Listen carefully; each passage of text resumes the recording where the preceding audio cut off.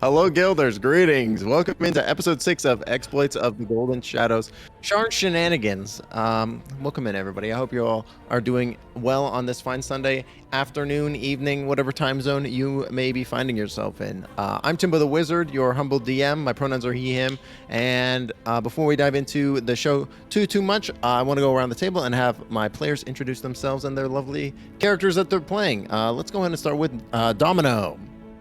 Hello, I am Domino RPG. I play Cera Stormhollow, and yeah, you can catch me at twitch.tv/DominoRPG and twitter.com/DominoRPG. Fantastic, excellent. Moving along, Mystrich. Hello, my name is Mystrich. I use he, him pronouns. I am playing Brennard, the Hobgoblin Artificer tonight. Excellent. And moving on, let's go jump to Ellida.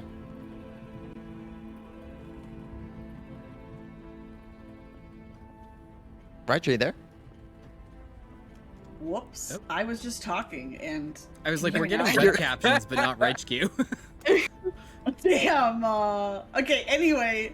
Hello, everybody. I'm Raichkyu. I play Ellida. My pronouns are she, her, and so are Ellida's. You can find me at twitch.tv/Raichkyu. I stream on Sundays. No, not Sundays. Mondays, Saturdays, and Fridays. Thank you. Goodbye. Fantastic. And last but certainly not least, Galaxy. I'm Just Galaxy. You could, I have a YouTube channel, also Just Galaxy, and then you can also find me at the same name on Patreon, as well as on TikTok. I make tons of TikToks at Galaxiebot on TikTok, though, and Galaxy is always spelled with an IE for me. Also, my pronouns are they, them. I forgot to say that. Melu's are they, them as well, so. Perfect.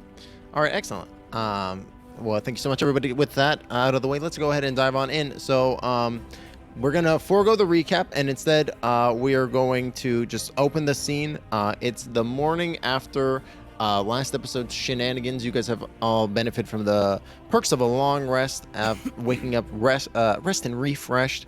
And as you are getting your morning ready, getting breakfast and stuff, you know that Zed is expecting a debrief from not just yesterday's events, but all the events that have led up since basically the casino, because they're a little bit out of the loop. So I guess let's go ahead and just dive on into that scene. Y'all are in Zed's office together, and she is just like, she's staring there. She's got like a notepad and a quill, and she says, yes, please, I would love to know what happened since what transpired at the casino. Well, while we were at the casino, we were doing our thing to infiltrate the vault, and we heard, once we got in, we heard kind of this big ruckus, and then all of a sudden, that fancy dude that we keep seeing everywhere was there, and they broke in, and they had an airship outside, and they were trying to get the dragon idol, and I grabbed the dragon idol, and I was trying to run away with it, but the fancy man caught up with me, and he just like struggled it out of my hands like a rugby player, and that was what happened at the casino. Yep. Mm. It was all that Yes, happened we've at the casino. Mm-hmm. There have been reports of oh, sorry, give me 1 second. Let me get Craig in here. Gosh, I almost forgot. Also, I'm just going to talk because for some reason, while I was muted, what I said was not what the caption said. And I don't want those on there. I saw that. Fair. What did Fair. I say? You want him to repeat it? No. Probably not. Thank you for clearing that. Gosh, brain good today. We're all just killing it. Also, it looks like Jess's captions are no longer scrolling. Oh, Yay. thank you. Yes. Theirs keeps sticking. I've reset it like twice now. And then it gets like a scroll bar. Why are Do you your captions so want- sticky, Jess? I don't know. Yeah, like, do you see the little blue dot? Like, every time your captions fill up, they just stop scrolling and get like there's more below. Oh, that's so weird. I can hold on. I can clear my transcript. Do you want me to refresh the page? Will that help? Miss, maybe try refreshing the browser source and then clicking away from it. That may cause it to just start updating again automatically. Yeah. But yeah, sometimes the thing is just fiddly like this. Maybe it thinks that I talk too much and that there's not enough space. Nah, I don't think that's what it is. Oh,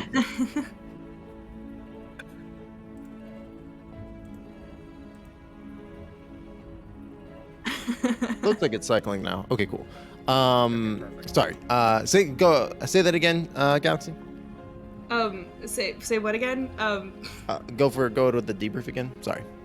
Oh, the debrief. Okay, so would you like me to re-explain what I said about what happened at the casino?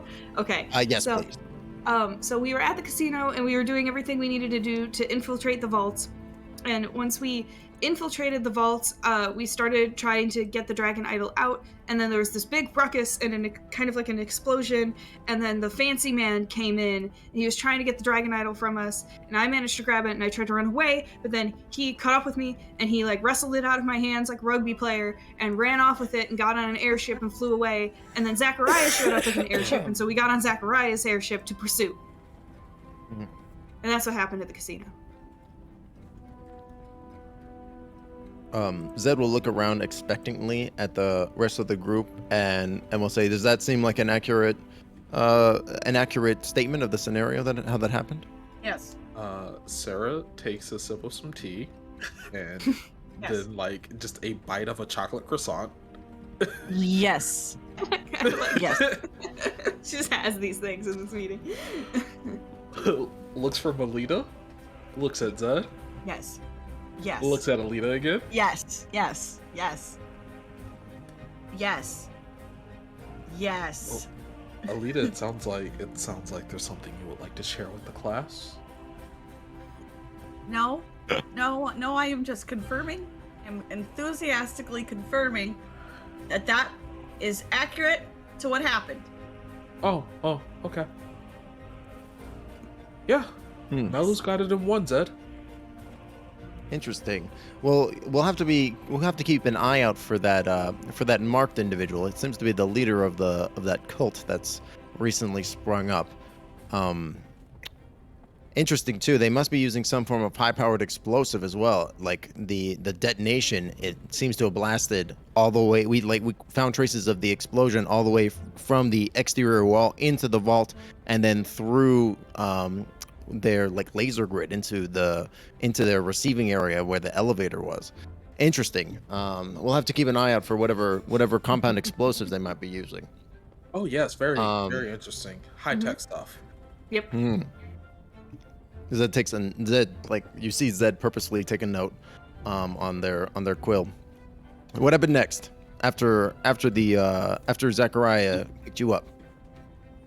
Yes, everyone. What happened next? We chased their airship into the Kingswood. A storm cracked down their ship. We managed to land pretty close by, and when we were investigating the crash site, we managed to find the Dragon Shard. We couldn't find any traces of them or their crew, however. It was very bizarre they left it behind. Yeah. So you found the Dragon Shard directly after landing? We went there not long after. We kind of got our bearings once we actually managed to... It was not the most graceful landing in the middle of the storm. It was a crash, almost a crash. The smoothest good crash job. one could have. Yes. Then it's And they a just- rough landing and not a crash. And the fancy man, the leader of the cult, they just left their airship and there was nobody there? We were questioning that the whole time, but we weren't able to find them at all. And you found the idol in the remains of the ruined airship. Yes. Uh-huh. Make a deception roll. Everybody? Cera just like produces a scone out of nowhere and starts nibbling on that, and she is just amused. Beyond amused. Nat 20, baby. Good job, Brennard. So go ahead and make the roll as well. Oh, God. fine. Deception, you said? Mm-hmm. Okay. So 6 from Melu, a natural 20 from Brennard with a 0 modifier. A 20 from Ellida and a 19 from Cera. Wait, how do I get to 20? What? No, Ellida has a 9. I got a Yeah, 9. Ellida has a 9. Oh, sorry. Did I say a 20? My fault. Unless you just want to give Ellida advantage on that. Yeah, really. Oh no, absolutely not. No. So I think that in this moment, like Zed's looking at Brennard, who does look convincing, but then glancing over at Melu and Ellida, Oh no.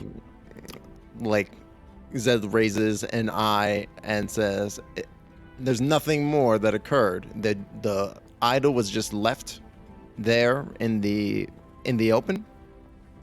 Oh, well, I guess technically there were bandits, but we took those out pretty quick. Yeah.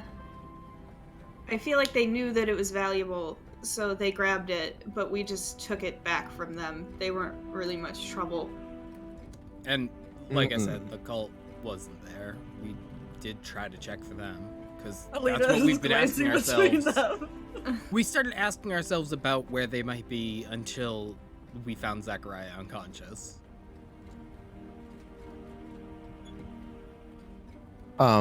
Zed will say, "Is this why it took so long for you to check in?" Yeah, that, and also just taking care of the bandits that actually attacked us. Mm-hmm. I mean, I think Cera did. I did see her check in with you. Once we had the ice that was back. when we spoke. That was when the dream incident was occurring, but that had already been the morning after. It had been at least a day since the casino. Well, after we had kind of dealt with the bandits and gotten the idol back, we kind of needed a moment to recover before we returned. We didn't realize that Zachariah was in any form of distress. So, because he had stayed at the ship. And you didn't return to the ship after retaining the idol? We were handling bandits, and then after that we were needed to pretty beat rest up, so really badly. we took There were the night. so many bandits. Well, we Sarah also produces a banana nut muffin. And Wow! Sarah's hungry. From where? She wears so little clothing. What? But once we'd taken care of the bandits, we set up camp for the night because we were still pretty far off, and it still took a bit to take care of them. We basically set up a small camp, stayed there for the night, then returned to the ship in the morning. And it didn't seem wise to travel through the woods in the night, even though, I mean, I could have done that, but I can see at night. Can everyone? I have no idea if everyone else can see at night. Melu said that. It happened. I'm fairly sure everyone can see at night, Melu. Right, you're right. It just didn't seem like the right choice in the moment. Nighttime and the bandits and the bandits and nighttime together. Wow. Wow. I also had blood pouring down my face, so that's Brennard usually a had- good time to take a nap. Brennard had blood pouring down his face. And the nighttime and the bandits. I wouldn't have expected Sarah such. I wouldn't have expected such resistance from your run-of-the-mill bandits. Sarah's so amused by all of this. Well, They did have a wizard among them. They did. Oh, really? There was a caster of some sort. Zed will look like pointedly towards Cera and will say, "And you're happy to corroborate this?" Cera takes another bite of her muffin, Oh my god. and she looks Zed in the eyes and goes, "Why would they have any reason to lie?" Hey, Okay, Zed, I'm sorry. Zed, I'm sorry. Zed, I'm sorry. Zed, I did a thing. Zed, I'm sorry. Are you saying this in character? Yes. Sarah or Zed will look towards Ellida with her eyes like wide, kind of unexpected, and she'll say, "What did you what?" I may have overbid on one of the items that wasn't actually the thing that we needed to get, and I might have accidentally, I didn't have the money, of course, because we were just faking, and I thought maybe I could be rich for a second, and then I'm not rich. I can't pretend to be rich when I don't have money, so I kind of panicked, and then I kind of damaged the entire room. Okay, Ellida, maybe deep breaths before you explode again. Zed is like, her eyes are wide. She's doing like that kind of look that a cat does when you've surprised it a little bit. And she goes, "Oh yes, we found out about that pretty rapidly when we were covering up the explosion and wiping you from the records. Oh yeah, it's fine." And she'll do like a gesture with her hands, like she wants to be comforting, but it's so foreign and human to her that she doesn't really understand. And she'll instead of she'll move almost to pat you on the shoulder, but she won't. And instead she'll pat herself on the shoulder and she'll say, "They're there." Oh, thanks. Okay, thanks. She steps back. Just gonna go behind Cera now. Cera starts peeling an orange. Oh my god. Where do you keep the food from?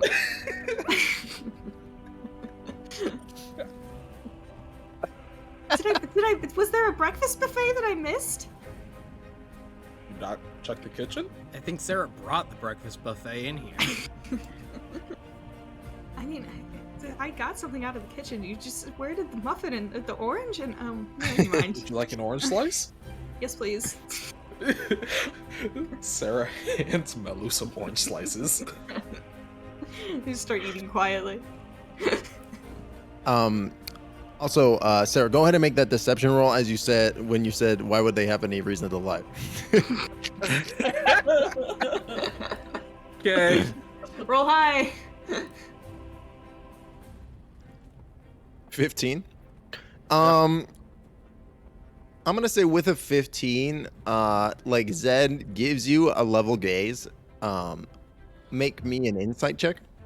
I was going to also ask how familiar is, because Sarah's probably been a part of the Golden Shadows a little bit longer than everybody else, but how much rapport do Zed and Cera have? Like, how familiar are they with Sarah's shenanigans?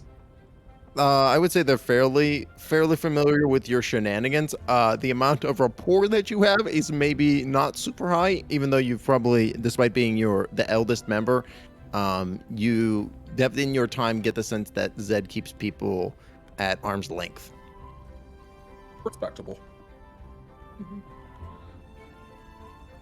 With a 17 insight, you get the sense that Zed doesn't necessarily believe you, but also you get the sense that she's not willing to push it in this moment.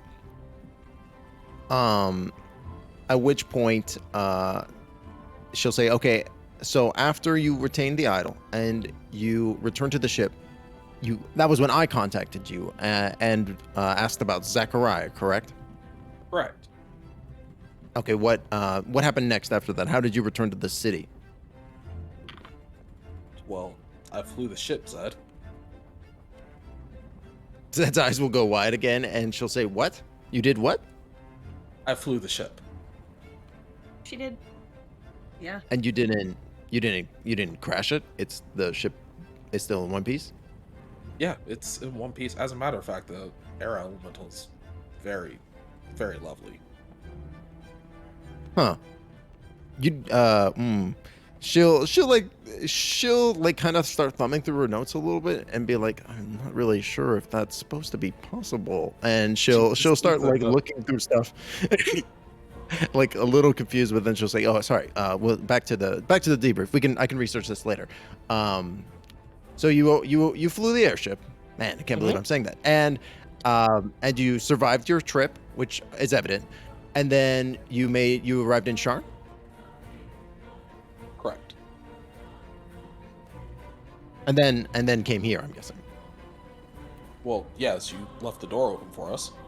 Right. I mean, emergencies. What happened next? Do go on. Fulfilled the mission that we barely had time to rest. We Yes. got in a magma submarine.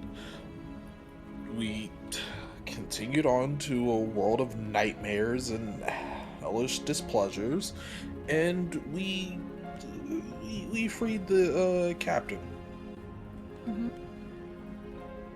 And it was you freed the captain from some magma contraption? Well, no, we went into a dream plane and we freed the captain from a contraption that was creating a portal to the waking world. And they were using Zed's eyes. a mark to power it. Mm-hmm. Really? A dragon mark, you say? And is that, do you think this is maybe why all the other people with Mark of the Storms, they also fell unconscious? Yes. Huh. It's the only thing that really makes sense. Interesting. But the artifact was in the dream, you say? Well, there was a machine in the was it the hobgoblin runes? And then Goblin that machine seemed to kind of keep the captain in between the waking world and the dreamscape. And the dream nightmare monsters looked like they were preparing to do some kind of ritual with him. Yeah, it was definitely a Takani artifact of some kind. It was using his dragon mark. I think like a battery, as best I could tell. Curious. I have no recollection of anything like that in any of my studies. Zed will go ahead and make another note of this down. Interesting. All right. Well, I'm going to have to go and run this up the chain a little bit and go talk to some of the higher ups. Some of this stuff is a little troubling.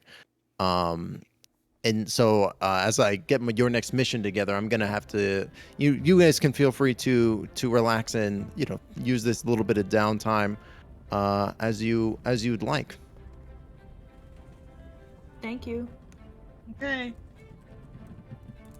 All right. Is there anything else you would like to add on as a final note? Any other? And she'll gesture towards Ellida. Any other revelations or secrets or anything like that? No. No, We not. look like the type to have secrets. Yes. I guess not today then. All right. Well, dismissed? Off you go. Shoot. And Zeb will kind of like shoot. Her hands. Go. Leave. Her sphinx hand. He's like, Go on. anybody want a crepe? Yes, please. From your pockets? No thanks. Oh, it's not from my pockets. I assumed we were going to go and get crepes. No, Cera just hands Melu a crepe that's filled with like a hazelnut chocolate spread. Was it from your pocket? No. What? Where do you keep getting all of this food from? I don't understand. Does that cat suit even have pockets? I mean, I've got pouches, but also it all came from the kitchen. Magic. It's magic. She does have unseen servant. Oh. I didn't even think about that. Melu will just start eating the crepe. She's like, well, thank you. I didn't get up early enough to start eating before we got in there. Yeah. So, I guess they all file out. Mm-hmm. Yeah, absolutely. And now, like, the stage is kind of yours. You know that there's a third idol out there somewhere. It's kind of depends on how y'all want to handle it. What would you like to do next? You find yourself out on the streets of Sharn. I think we need to start looking into some of the stuff we've been seeing. We don't really know much about these idols. Might be helpful to get an idea about those. And It it would would be also nice be to. helpful to know about this other organization that we're dealing with. Yeah, I was gonna say it would be good to know more about the cult.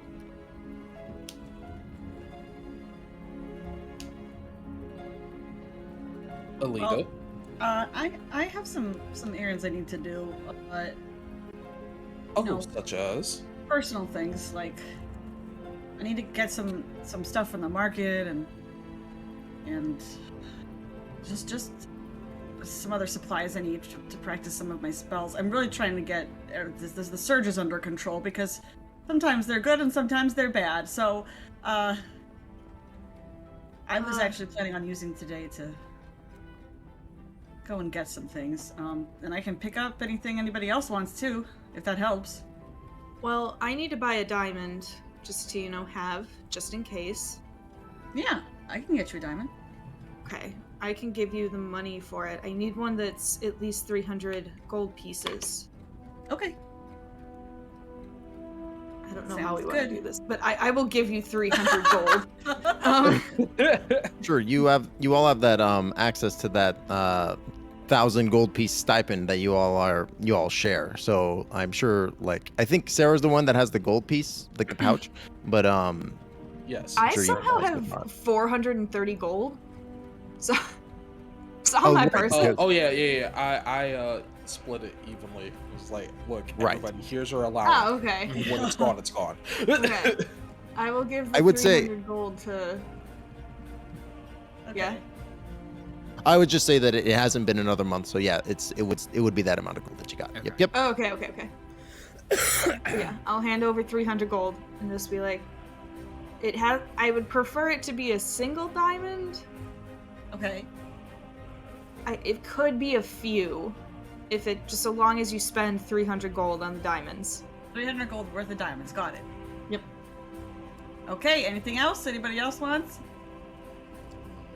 Sarah, you wanna join me? I'm figuring best place to look might be figuring out where the auction house got that dragon shard. Yeah, we probably should look into that, shouldn't we? Yeah, that's a good idea, Brennard. Then after Melu, that, are you maybe we can coming hit along? up Moorgrave University and see if we can find anything on it.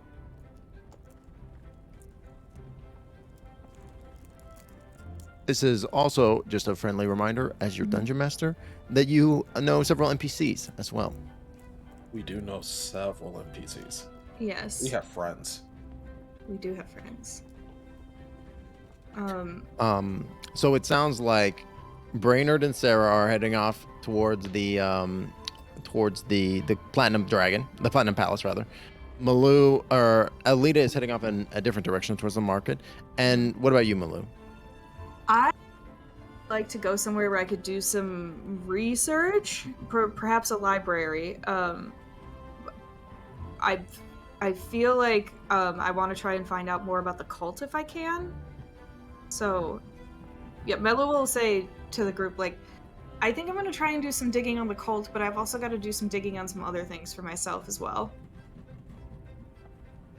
Okay. Shall we meet up with you at Moorgrave University once we're done at the Platinum Dragon? Yeah, that sounds good. Right. I'm sure it goes without saying. Stay out of trouble. Mm-hmm. Looks at Ellida. What? I'll Stay see out you of later.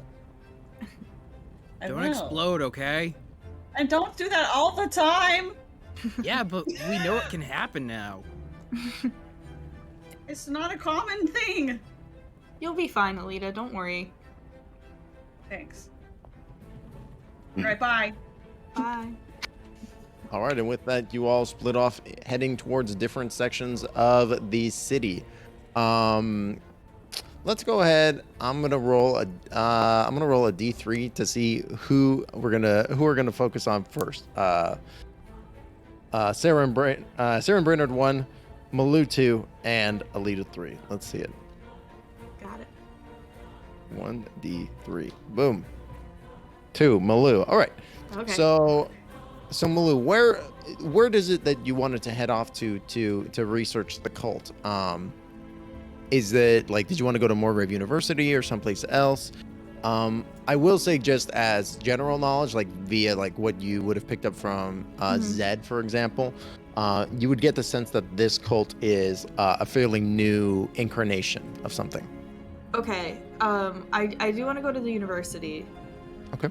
I think what I'm going to try and parse out is if the cult maybe grew out of something else. See if there's any maybe ties or connections to something older, like an older cult or an older maybe religious group that became extremist. That could be this group. Okay. Yeah. Yeah, absolutely. So I would say heading off to Morgrave University. It's a little bit of a walk. It's in the middle section of the city, I believe. And so like making your way there, you pass many vendors and shops on the way up. But the college itself is kind of on its own little isolated plateau, and the entryway, it's like open to visitors, but you have to stop at like the front desk in order to get a pass. Okay. And walking up, you see there's like an individual sitting at the desk, a woman with like brown hair, small glasses, and she's like chewing probably bubblegum, I guess, fantasy bubblegum. And as you approach. Okay. I will approach her and say, I would like a pass for the library, if that's possible, please. Is this just a day pass, or did you want to purchase a month pass? A day pass. That'll be 3 silvers. Oh, okay. I'll give her 3 silver.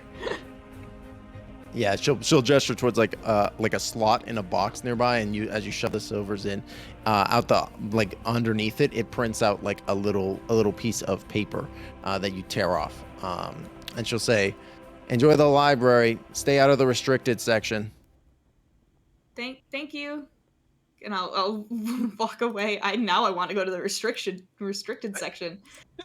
Yeah, so walking around Morgrave, you see lots of people in wizarding robes, as well as several other like fairly standard looking like folks, as just milling about. You can tell some of them are students and some of them are like you there for the day, just to like do some research or reading or what have you as you're walking around. The library itself in Morgrave is quite large, and you do see back, like tucked away in a corner of the room of the library, you do see a door that says restricted section. Does it look guarded? Oh, absolutely. There are 2 guards standing there. Okay. We'll come back to that. I think Melu is gonna try and focus a little bit first. And just kind of sit down and try and focus on doing a little bit of research on the cult. Just to start. Yeah. See if there's any inklings based on what I know of the cult so far, of like maybe it has a connection to another thing, another entity. Sure, absolutely. Go ahead and give me just a straight up intelligence history check. Intelligence history check or an intelligence check? Intelligence history. So if you have any bonuses to history, go ahead and add them in. Okay. I think that would just be a normal history roll, because I think intelligence is the usual for history. 15. Okay. So I'm gonna say that you spend a few hours at the library going through like older books and things like that, and you do find some interesting stuff about specifically aberrant dragon marks and like you do a little bit of research on like the War of the Mark that happened, where there was the houses were and the nations at large were kind of scared of aberrant dragon marks because a really powerful individual with an aberrant dragon mark rose up and started like basically a reign of terror. So there was like a genocide almost that had occurred against people with dragon marks and aberrant dragon marks. But other than that, there's not like a huge amount about aberrant dragon marks. Most of the time, like people with aberrant dragon marks are ostracized and they're either imprisoned or something like that in the modern day. But after a couple hours, your lead hits you not from like older manuscripts about things in the past, but actually a more recent news paper. Mm-hmm. And in this newspaper, you see it's like a headline talking about and Ellida, feel free to correct me if I'm wrong, but it's the Order of the Perfect Peace like saves the day and builds and feeds the hungry after terrible incident had occurred, right? And you see like there's like it's a picture of like some like missionary style folks that are like helping out, but in the image itself you see clear as day Brother Bobby. He's not wearing the blindfold, but it's definitely him. Sorry, I just want to confirm, Ellida, that's the name of the cult, right? The Order of the yes. Order of the Perfect Peace. Yes. Okay, just wanted to make sure I had that correct. Yes, the Order of the Perfect Peace. They swoops in and feeds the hungry after a terrible disaster. And on this like newsreel, this big headline, you see Brother Bobby.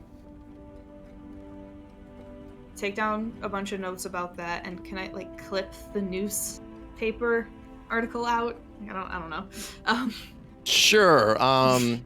There's a fantasy photocopier there. That...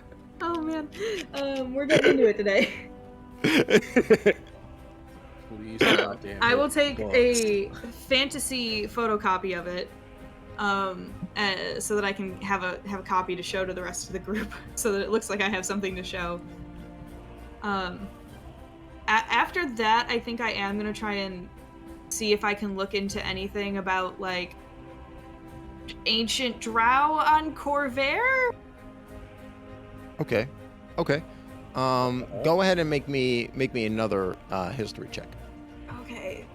Not investigation. Not that it makes a difference. They're the same. Never mind. Great. 3? Every time it's my actual personal goals. Really how it be sometimes. Really is. Oh, I will say that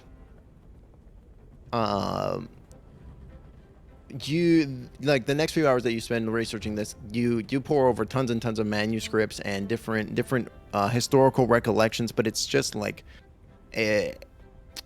almost like before, it feels like it's been wiped or edited out, but you do find like buried underneath like in legend and lore, you do find that there is like a legend of during like a cataclysmic event, it's unclear what, there was like this legendary black-skinned hunter who was an unparalleled shot and was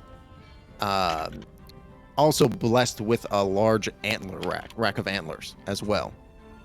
Oh, okay.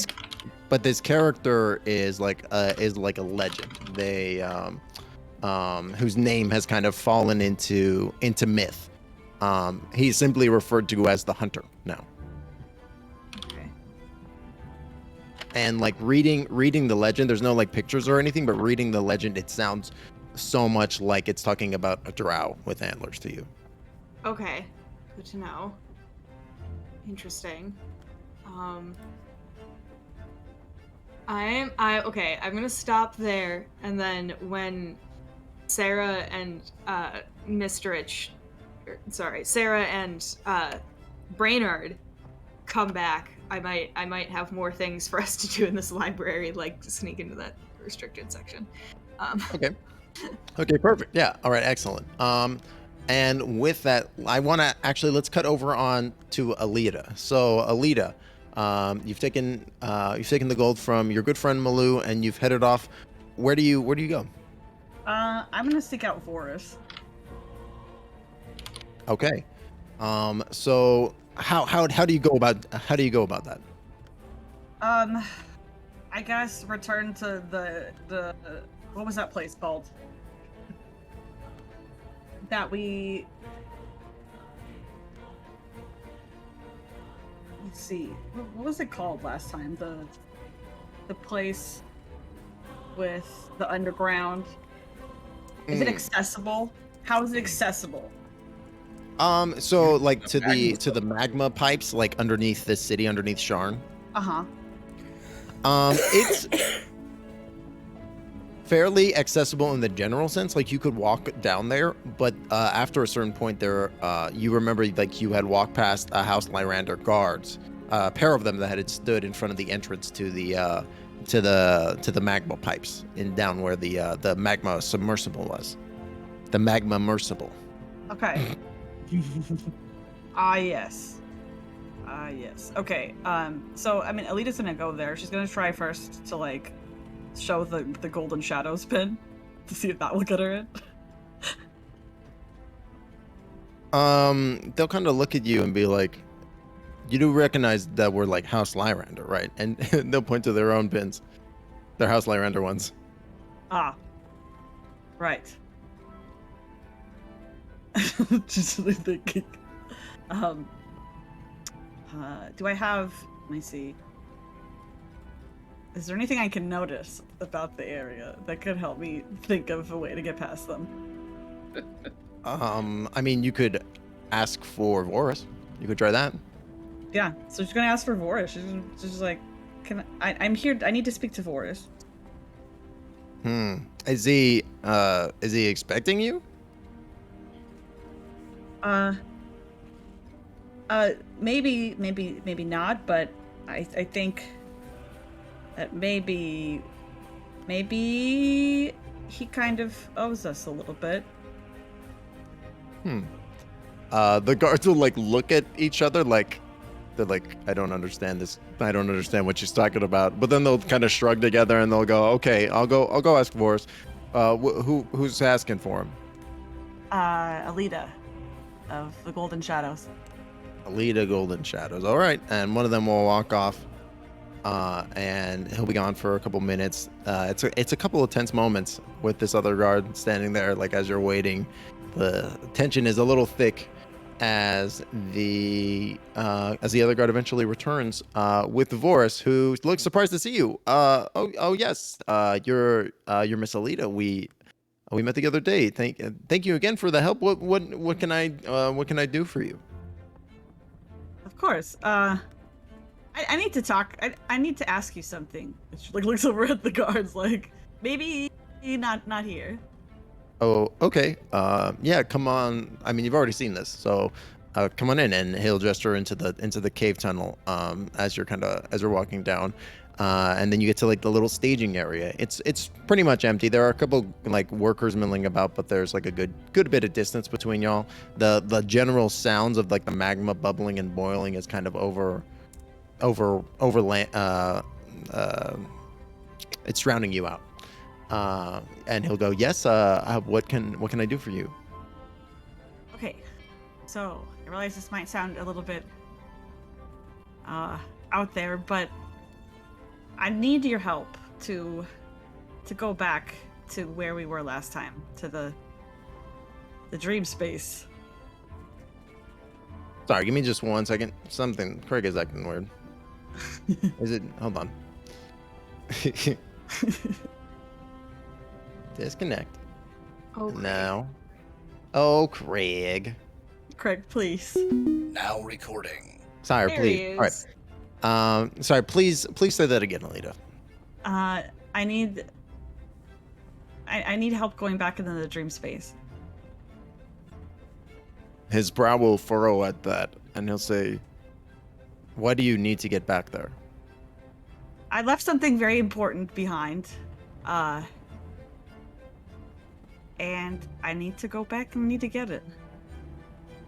His brow will raise at you, and he'll say, anything that was traded in that bazaar cannot be, you cannot get that back unless you trade once more for it. If that's what you're talking about, I assume you're referring to the bazaar. I guess kind of. She just looks a little bit like pensive. She's like, well, I haven't traded anything yet, but I did leave something there. What could you have possibly left if you didn't make a trade? An important answer to a question that I have. I need to go back there. I need you to help me.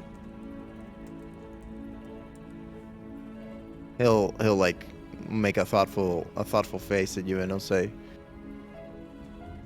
the answers that you can get there are not true answers. Trust me, I know I've lost enough of myself to be able to tell you that no peace can come from that place. I will help you, but you won't get what you seek. Not there. Not like this. Well then, if I wanted to see somebody's memories in particular, then how else could I do that?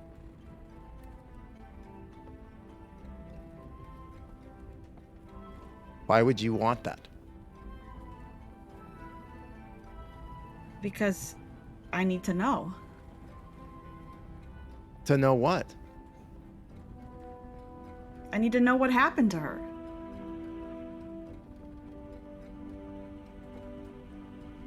Boris will look at you like he recognizes that you're going through something, but he doesn't really know what to say to help you.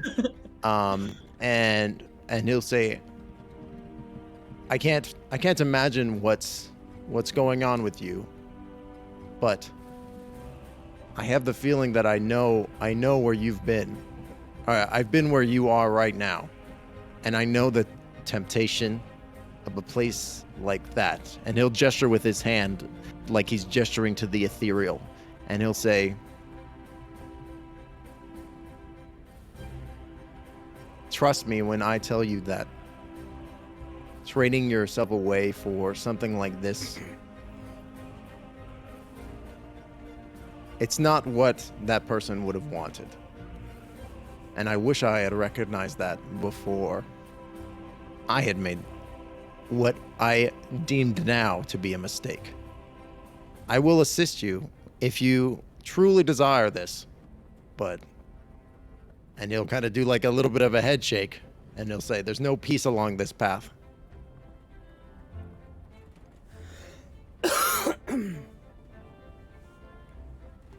What if I were to not trade per se, but deal?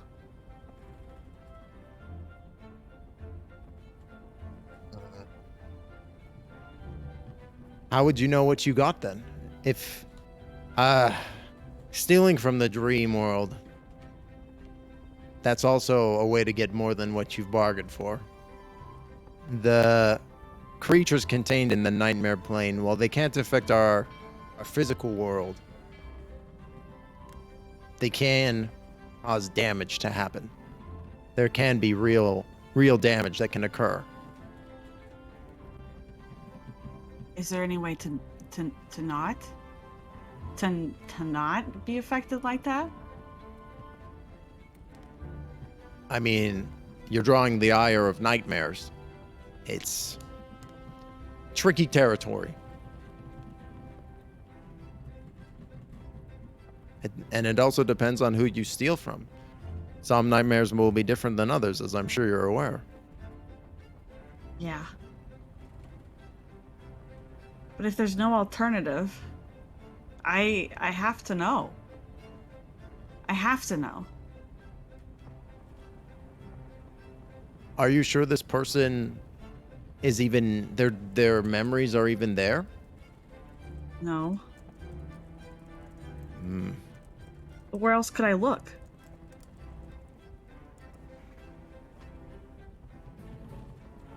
Voris will shrug at that, and he'll say,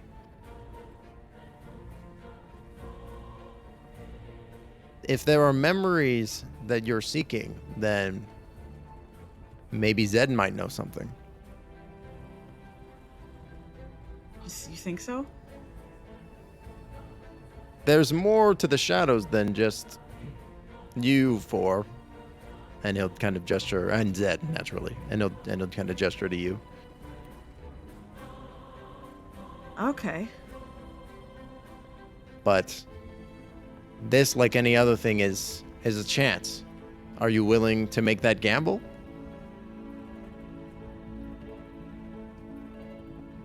I will if all of my other options are gone. But if Zed might be able to help, then I guess I can try them first and then come back if it doesn't work. Voris will shrug and will say, I don't really know your situation. It's the memories of the if this person is alive, then their memories could potentially be in the dream. If this person is dead, then the likelihood decreases. It could also maybe not. They might not even have a piece of them as well. How in the bazaar, usually they can find a person you're looking for if you have something of them. Do you have something of this person?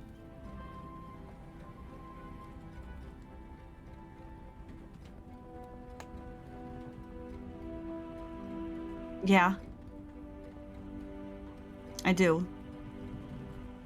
Then maybe there is a chance. There might be hope yet.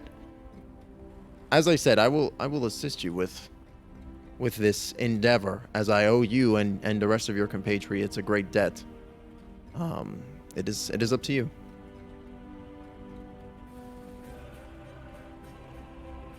He thinks for a little bit. I think I'll go talk to Zed first, and if they can't help me, then I'll be back. Voris will bow his head, and he'll say, "If that is as you wish, so be it. I will be here. There's much maintenance to be done on the Scooty Pup Jr." Yeah, I can imagine.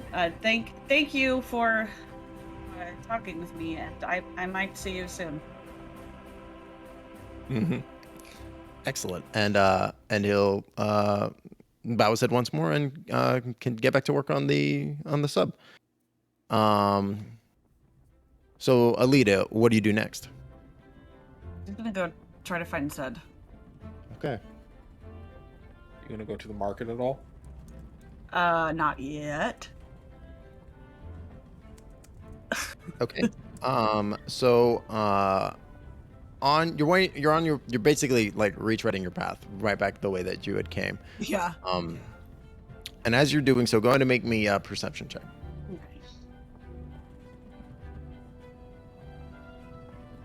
Perception. 13 perception check. So with a 13, I'm gonna say that you're like maybe it's a little bit of a trek between the base and the low end of Sharn where you found yourself, and you're about you're closer to the magma pipes than you are to the base at this point. When you get a creeping sensation like up the back of your neck, and you see that they're looking around. You get the sense that you're being followed by a couple of hooded figures moving like 20 or so feet in the crowd behind you. Oh, okay.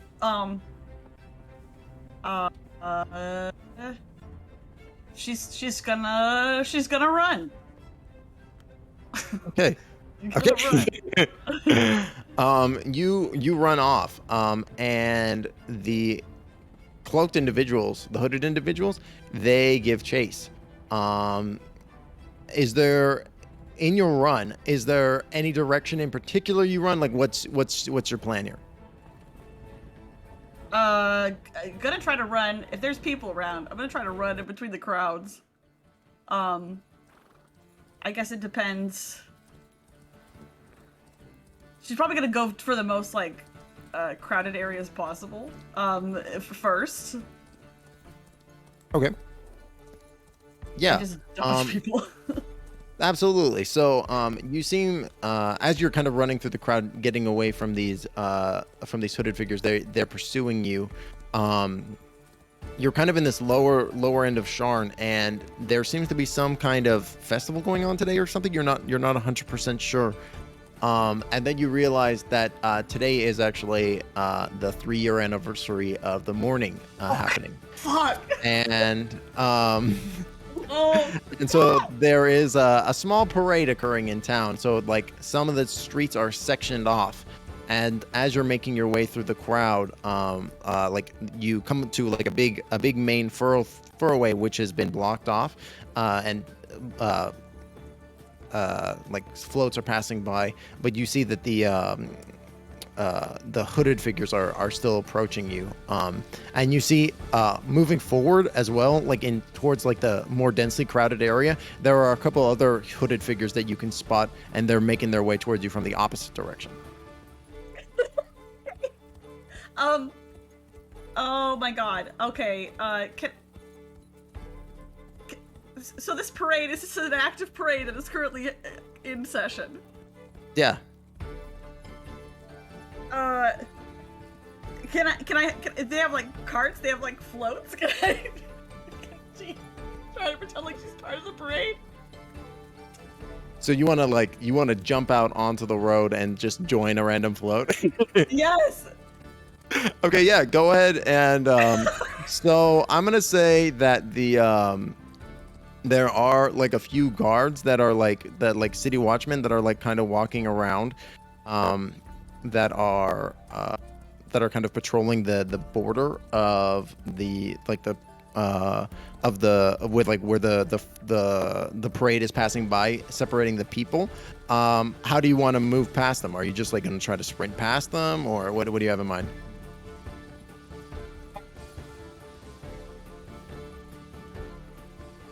Can I shoot like a firebolt into the sky to like distract them? Okay. So you want to cast a magical spell in a heavily crowded environment up into the air? Just want to double check that that's what's going on.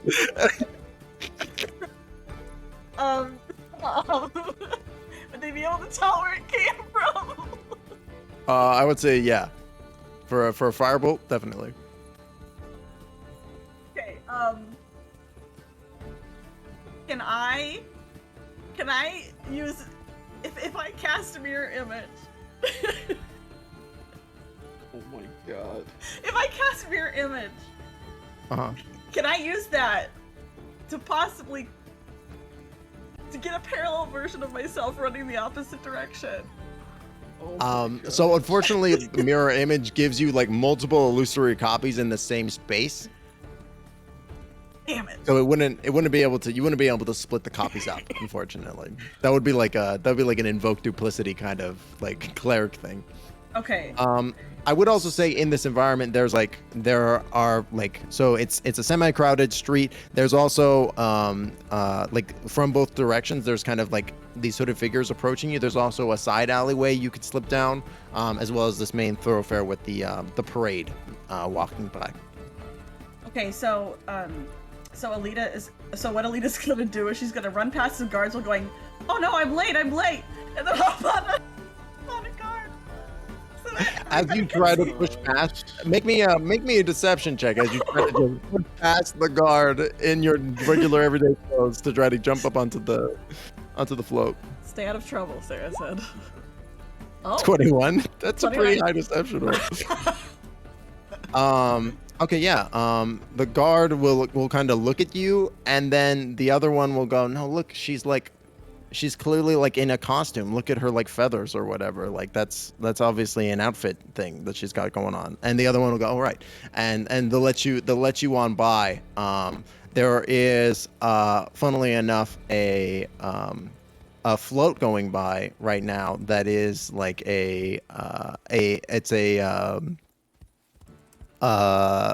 fuck. What's the float? Raichkyu, what do you think the float would be? I want to know what you think the float is. Like I don't know, like a big floating cloud, like I don't know, like something that's like probably uses like wool for cloud, like to make it look like a cloud. Like, I love it. Oh, perfect. Yeah. So this is like I'm almost picturing like this is like an advertisement for like cloud cab services or something as it's rolling by. And you get up on top of the cloud float, and the guards are like kind of looking at you like, I don't think that's what the other performers are doing. At which point the hooded figures descend onto the guards and begin attacking them with knives, stabbing at both of them. Both start to scream, and the crowd begins to panic as this is going on. The float that you're on, that you've climbed to the top of, screeches to a halt, and you're kind of thrown forward a little bit as the momentum kind of catches up with you, and as the float kind of grinds to a halt. Folks in the crowd are screaming at the bloodshed as these like hooded figures, the two of them that were following you initially, are just stabbing at the guards. The other two that have approached from the opposite side are moving over the barrier and towards the float. What do you do?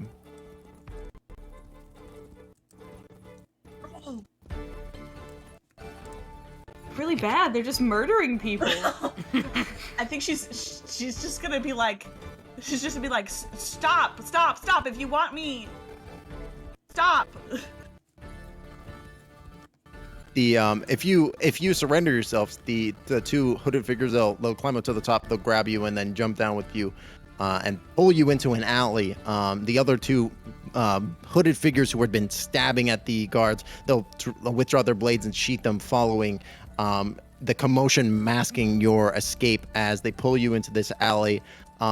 It's very tight. It smells of garbage and filth as you come face to face with a blindfolded Brother Bobby. And he'll say, "Hello, fallen angel."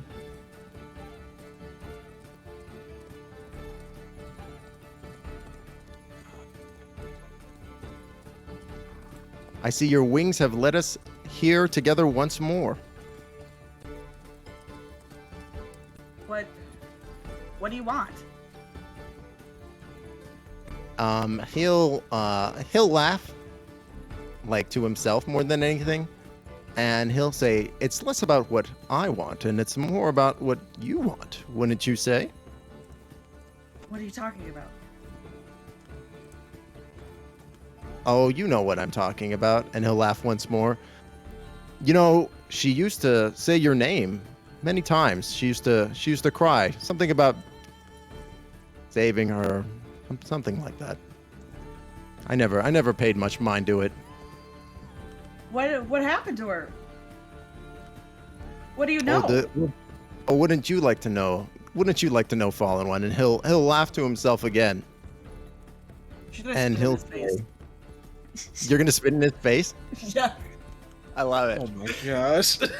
Like, he's loving it. He's smiling the whole time. He like you spin in his face, he continues to smile. He like uses his hand and like just wipes the phlegm from his face, flicking it to the ground. And he'll say, "You want to stay on my good side, Fallen One. Else how will you ever be able to find Viola?" She's alive? Maybe. What do you Maybe mean? she's alive.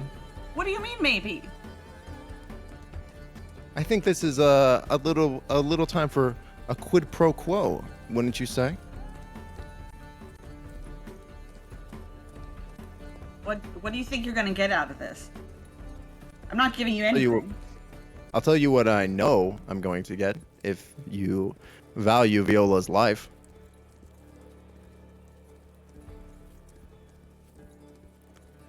You see, I have a new master now, one that isn't afraid to actually get things done, as opposed to that fool Galadriel. We actually are progressing down the rightful path, and he'll say in that very self-assured, full of himself way that you know how people sound. Yeah.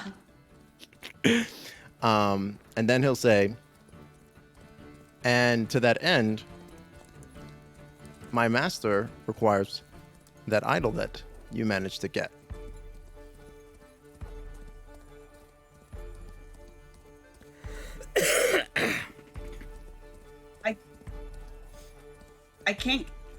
I can't get that to you. I'm not giving it to you. Brother Bobby will shrug, and he'll say, well, I guess the boys were right. I had more money on you, actually giving a shit about Viola and her life or whatever, but I guess the boys were right. I guess I owe them a good bit of gold now. And the hooded dudes will laugh. And he'll say, but I think we both know better than that. I think that if we both know that if given the opportunity, you would save Viola. Am I right, Fallen One?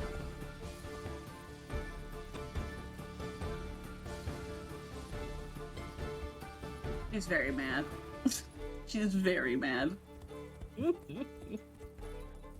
Well, if you change your mind and want to see Viola again, keep this, and he'll hand you a sending stone.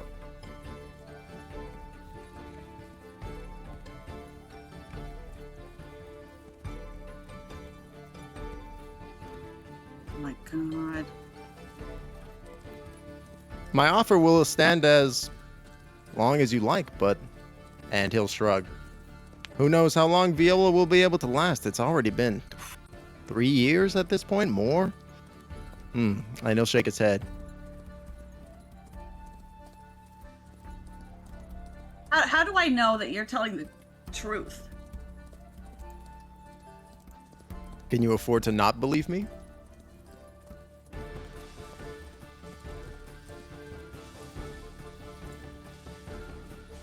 And wouldn't even seeing her body be enough?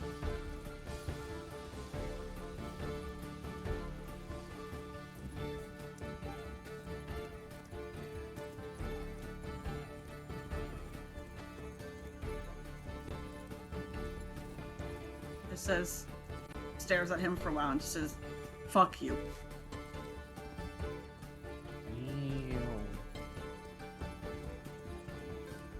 Did you take the sending stone?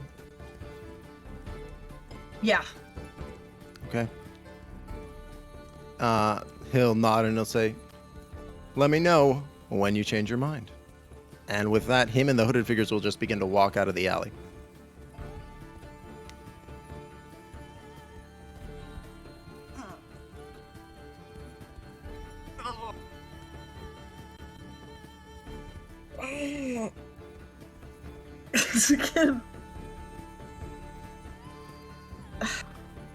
Can Lita cast Firebolt at them? Oh my god. Yes. Oh my Yeah, gosh. you can cast Firebolt. Cast Firebolt at them. Who are you casting it at? I think we know who. Yeah. Brother Bobby?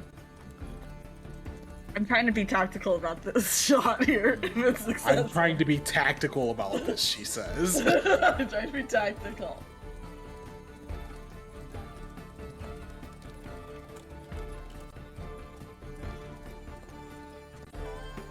I'm gonna...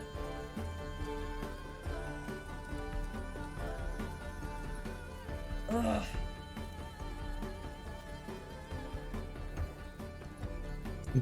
Ugh. Hard. Oh my goodness. Oh. That moment when they're walking in slow motion out of the alleyway and Ellida is debating what to do. Yeah, the slow motion for sure. Oh. Do it. Yeah, we're okay. Okay. Can I twin spell fire? Fire. Oh my gosh. Yeah. Are you casting them both on Brother Bobby, or I think twin spell has to be two different targets? Yeah, but Full I take it. send. I take it on the other one of the other hooded figures too. Okay. Yeah. Great. Go ahead and make the attack roll. Okay. Oh no. What? Natural 1 for the first one against Brother Bobby. Roll the- no. Can I do the one where I get to take advantage? Sure. I'll allow it. So we'll say 26 instead. So 9 fire points of fire damage against Brother Bobby, Uh-huh. Oh my gosh. and then the other to hit. Okay. Yeah. And double 26. Nice. Did the other one 14 points of damage. Very nice. Excellent. Yeah. So Ellida, describe the magic. Describe the firebolt. She is probably the most angry she's ever been in her entire life. She just kind of like clenches her fists and watches them as they leave and turn their back on her, and she just like throws forward her hands without much like thinking about it, just to get two of them both. As fire like bursts forward from her hands. Yeah, and as the energy arcs out from your hands, scorching Brother Bobby and this hooded figure who's like when they get hit, their hood comes down over their face, or off their face, and you can actually see it clearly in the sunlight for the first time, and you see that there's also a dragon mark creeping up the dude's neck onto his face. It's not fancy, man, but it's kind of similar to that as you deal the damage. Also, go ahead and roll me a D100. Oh, good. Explode on them. Oh my gosh.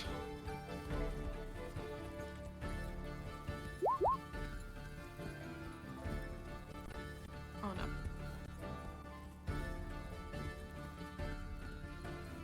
66. All right, give me one second. Devil's number. This is not the mark of the beast. It's missing a 6. I'm gonna laugh so hard if this is the moment that you turned into a potted plant. Right? So as you're like sending this fire energy and this moment of anger, and the energy is cascading out of you, like buffeting Brother Bobby and this other hooded man. The fire, you're channeling, and the fire is like white hot, as white as your rage. But as you're like feeling the depths of your emotion, the rage turns to sadness as suddenly as an evening shower. And as the fire is still emanating from your fist, as you're still channeling, it instead becomes a dense like smoke, like almost like a fog cloud, and you cast fog cloud centered on yourself as the smoke becomes just this huge overwhelming fog. And a few moments later the fog clears, and Brother Bobby and the folks and his merry men are gone. Burned pieces of their clothing like still littering the bottom of the bottom of the alley. Are they gone like incinerated, or they left? Like they left. Like they Okay, used- I was like, here. I was gonna say. Oh my god. Elida's just gonna have a moment. Very sad cry in the alley moment. Man, a deep sorrowful moment. Yeah. And with that, I think we'll cut over to Cera and Brennard.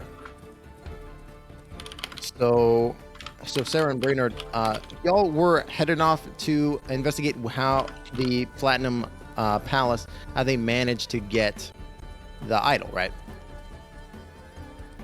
Yep. Yes. Perfect. So what did you have in mind? Well, Brennard, this is your operation. I'm going to let you take lead on this. All right.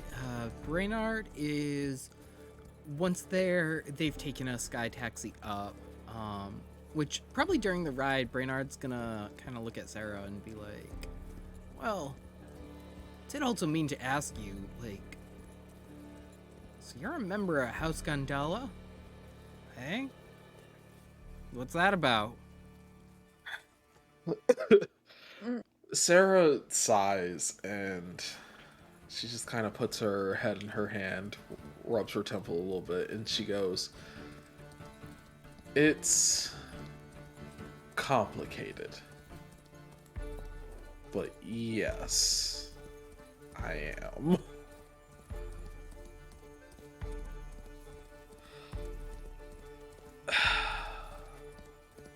Any reason you haven't told us that? That kind of seems like a big, I don't know, kind of a big deal. Well,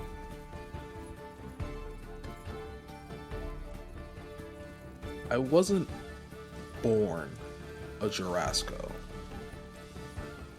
Oh, sorry, I said Gondola. It's Jurassico. Yeah. I wasn't born a Jurassico. I was born in House Tatooine. Wait, so you're a noble and dragon marked? Yeah. Yeah. Can you kind of see where that's a little bit of a problem? Yeah. Not really the type of thing that you go and just announce willingly. I mean, I don't know. If I was nobility, I'd probably be telling people that. Yes, well, the 60 aren't really supposed to intermingle like that.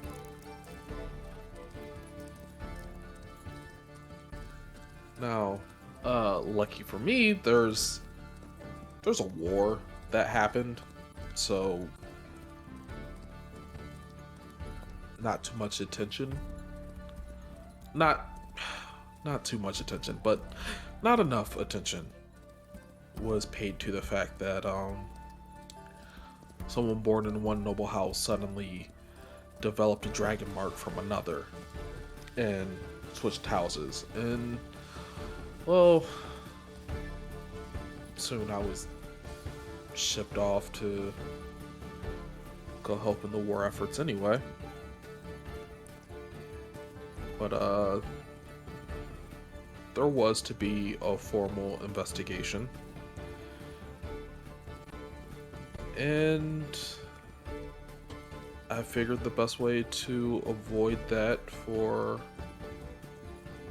both houses would be for me to not exist. So, technically I died in battle. What do you mean you died in battle? You're right here. Oh, Brennard.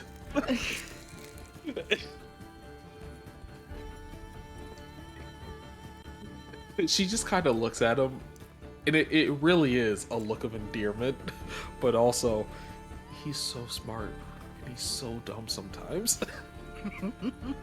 Yes, I know. I faked my death.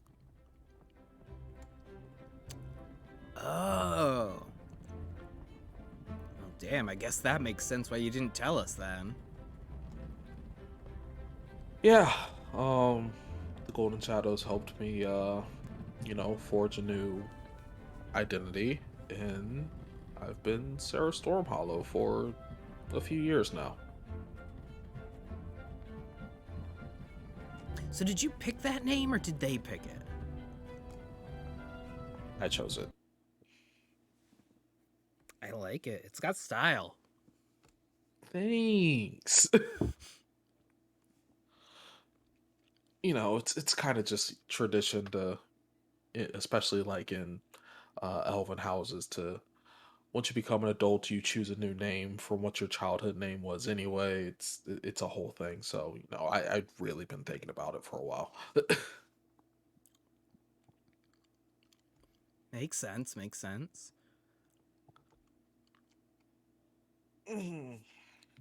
So, any other questions, Brennard?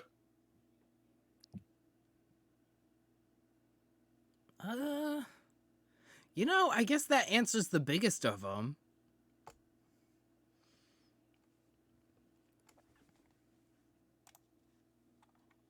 Smaller ones?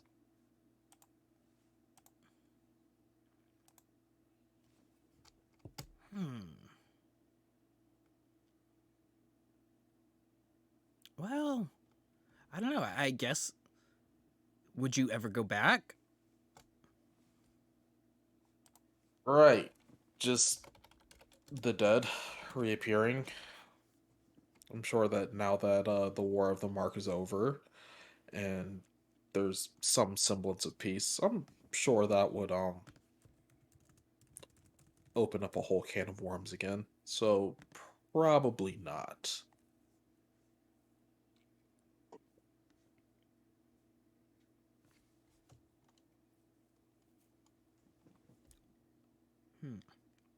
Well, I guess I can't say I blame you for that. Although, I don't know. I'm used to our group opening up cans of worms at this point. I really try to open as few as possible.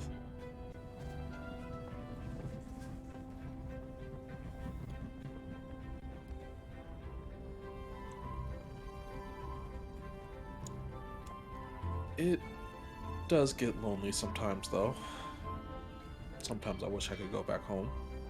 I haven't seen my parents and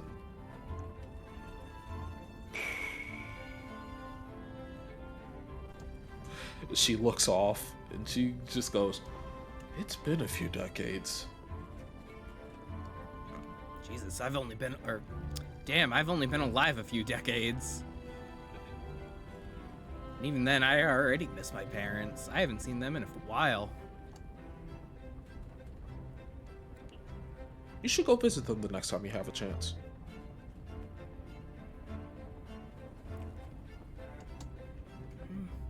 I don't know, it just feels weird, like, they're busy doing their thing, I'm busy doing my thing. It's true, but I'm sure that they would love to see you. And I'm also sure they'd be pretty proud of the young man that you've become and what you've been accomplishing. Dang, you make it sound like it's all impressive. I'm sorry, have you not seen yourself? It's pretty impressive, Brennard. Nah, it's nothing much. You create so many wonderful things. And it's also frightening. Like, how did you even think to construct a cannon like that? Oh, that's pretty easy. There's so many dragon shards that, even with the airships, they harness elemental power. So I started to think, well, what if I can make one hold a charge like that and then fire it off when I need it to? I figured the applications were pretty outstanding. You can get mining use out of it, but once I joined the shadows, combat use. And that just doesn't seem impressive to you at all. Nah, it just kind of came to me one night.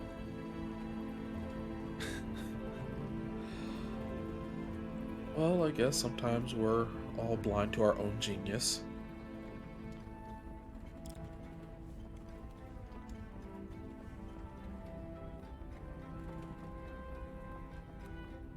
So, once we get to the Platinum Dragon, what's the plan?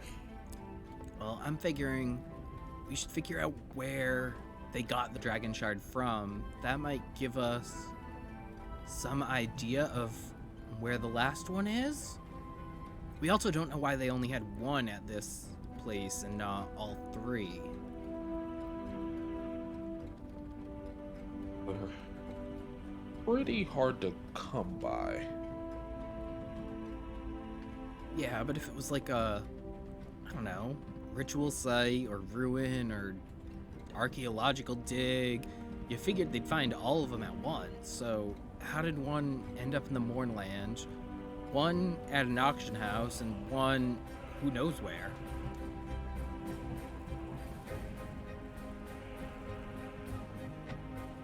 I don't know, but do you think if we can find where they got this from, you'd somehow be able to, I don't know, maybe track the magical resonance of this shard and see if there's something else close that's giving that off?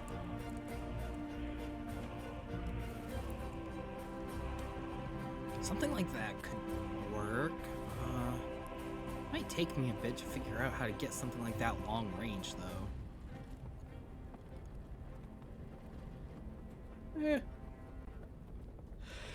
I'm very sure that if anybody can do it, it's you. Brennard is absolutely blushing at this point. Oh, he's so cute.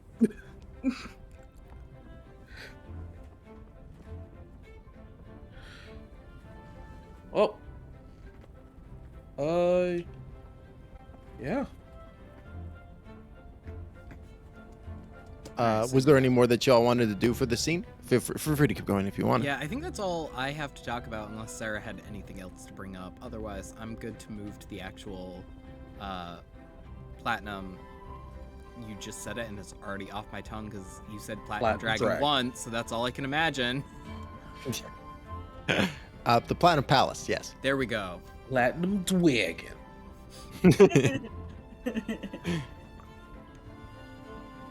So yeah, once we get there, so yeah, I'm just gonna ask to speak to the auctioneer we had talked with. Yeah, absolutely. Making your way into the Platinum Palace, it looks like there is, like, you're noticing like a little bit of a heavier guard presence. For example, like when the only way up to the Platinum Dragon is via Skycab, and you noticed like there were a couple more security checkpoints that y'all had to filter through before getting into the Platinum Palace proper. They didn't stop you. They didn't stop you at all, like despite the fact that you are probably carrying weapons and stuff on you. But you definitely were like analyzed before you were allowed in, if that makes sense. Yeah.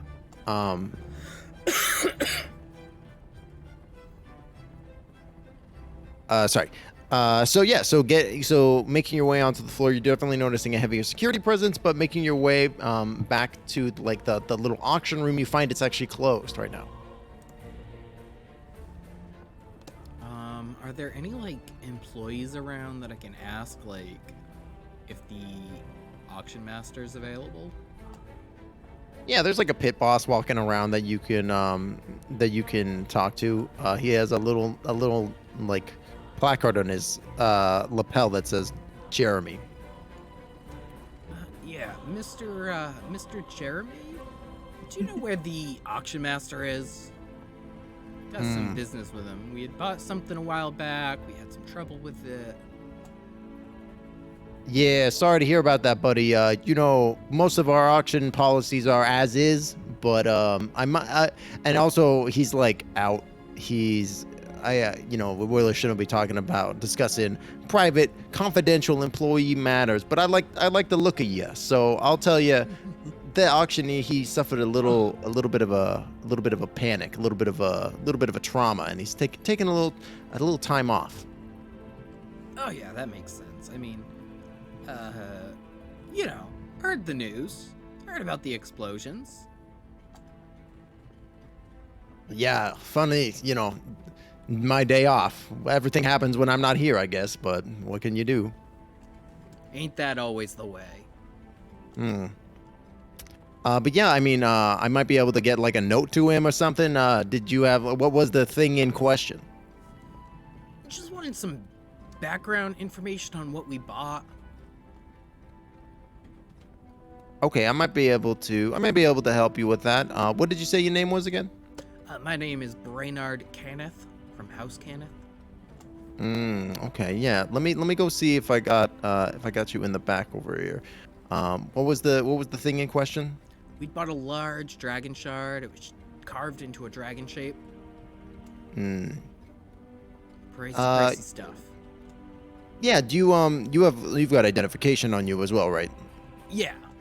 And Brennard does have identification papers, so.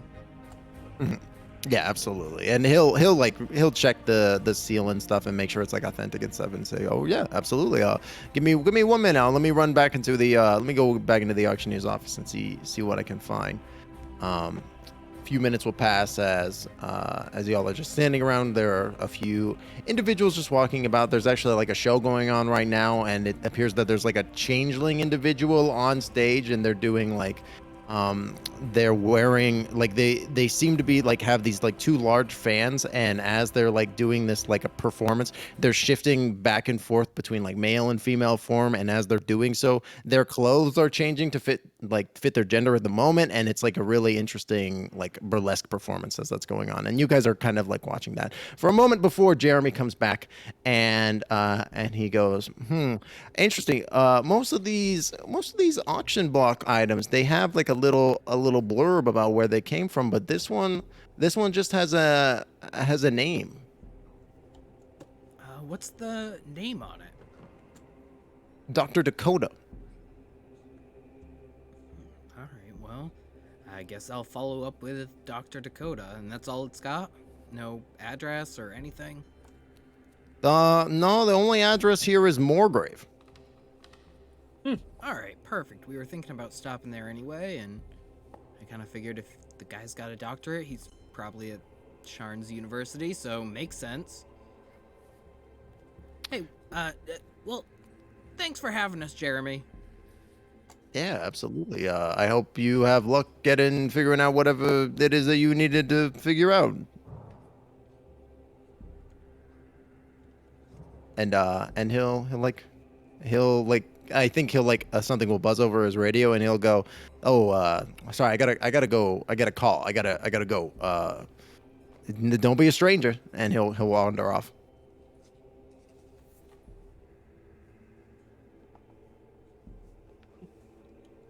We should invite him out to drinks. You want to invite him out to drinks? Why not? He seems like a nice guy. Does he seem like a nice guy, or does he seem cute? Can it be both? Ah, there it is. What? Are you saying that I'm... well, I guess, Cera, then am I nice or am I cute? A little bit of both. See? Two things can be true. Welcome back, everybody.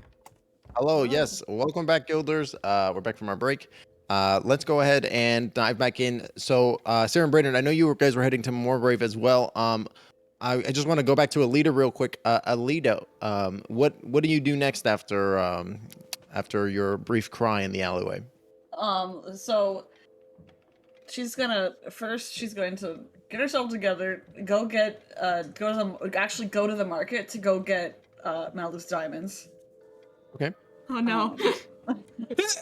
I'm so sorry. That wound up happening. It's such like a bad time. Perfect. She has to have something to show. So yeah, absolutely. I think I don't think we need to play this out. I think it's pretty straightforward for you to head over to the marketplace and get 300 gold worth of diamonds. It's like a lot of diamonds, but like you head up to like a higher end shop and are able to purchase like one single 300 GP diamond really instead. nice one. Yes. Yeah, just a beautiful diamond. Yeah, and she'll get like some other random stuff, like honestly just some random stuff she doesn't really need. Sure, like anything in particular, like there's definitely like vendors and stuff that are about, and they'll be like, oh, you can see them like hawking like various wares. You can see somebody is selling like little tokens that they say if Must have for Sharn. If you're in danger of a heavy fall, these things will make it so you cushion your landing. You also see like several vendors are selling different food products, spun sugar on sticks, fried meat things. You know, the classics. Yeah. Probably get one of those tokens and also maybe like a jar. I don't know, some random stuff that's like I don't know, things she really needs. Just stuff to show that she went to the market and got the diamonds and got the jar and got a token and got maybe some some snacks. Yeah, absolutely. You spend like a little bit of time like in the marketplace, calming down, like comforting yourself and just kind of relaxing after such a traumatic encounter. But like during the whole time, like in your pocket, in your pouch, wherever you stash that sending stone, you can just feel it like a dead weight, like resting against you. Anything more, or do you head to Moorgrave after that? I think after that she's planning on going to still talk to Zed. So. Okay. Yeah. So you head back on to the headquarters. The timing it just right so that we are able to enter in to the through the sliding door, and you find Zed. She is currently studying some manuscripts in front of her. She's wearing her little reading glasses. Zed, who's a sphinx, she's like got a very specific like kind of reclining couch that she can comfortably lounge on and sit on, like, and have her cat-like body like underneath her, while also still being able to manipulate and use her hands and stuff, and while being like ergonomic. And she doesn't really even pay any attention to you as you come in, because this is like a shared communal space. Right. Zed?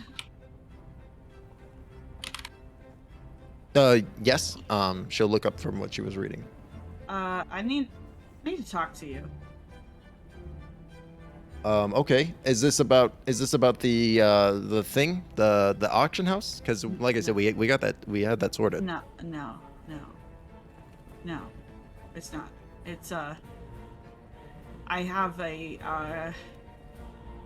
kind of a I guess request of a private matter that I'm needing for help with. Okay, I'm not the best with private matters. Zed looks maybe like a little uncomfortable, like she's not sure what you're about to ask. What is it? And Ellida kind of looks just to make sure nobody else is there, but she's like, I heard you might know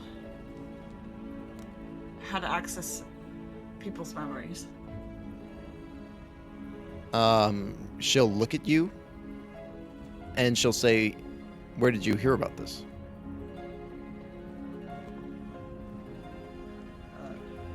Ellida just like kind of takes a seat wherever there's a spot.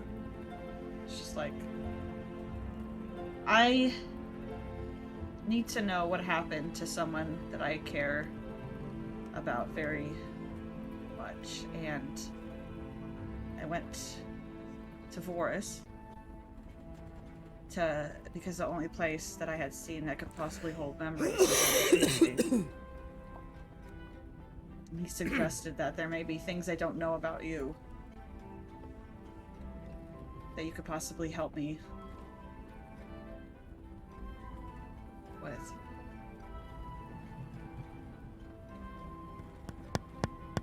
And whose memories is it that you're needing?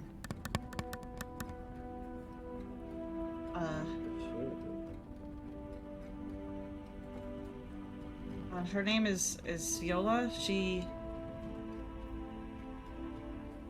was where I came from. She disappeared suddenly, and I don't know what happened to her. And I really need to know. She was also a member of the order the perfect piece, I believe it was, that you came from? Yes. Well, and Zed will say slowly, most of this information is confidential, but since it seems like Vorus has already spilled the beans, I guess I will give you the other half of the information. Otherwise, you'll just be left wondering and potentially going and spreading this to the other shadows, which, if we could keep this between just the two of us, they don't need to know this. Yes. Yeah, of course. There was an aspect of the shadows which hasn't been relevant yet, but the shadows is an older organization than we let on, and when our members have experiences that they would rather not have or rather not remember, we do offer a service to them for the removal of that. This is normally for high-ranking members and those who truly need it. But usually this is only reserved for members of the Shadows. So I'm not sure if Viola would be there. Unless, was Viola a member of the Shadows? She stops. Not that I knew about. What did she look like? Zed goes to get a scroll with a quill in order to write down a physical description. A human, like brown hair, kind of small.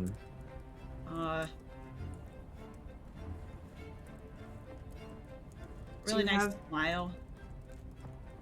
Coo. Do you have disguise self? Coo. Just,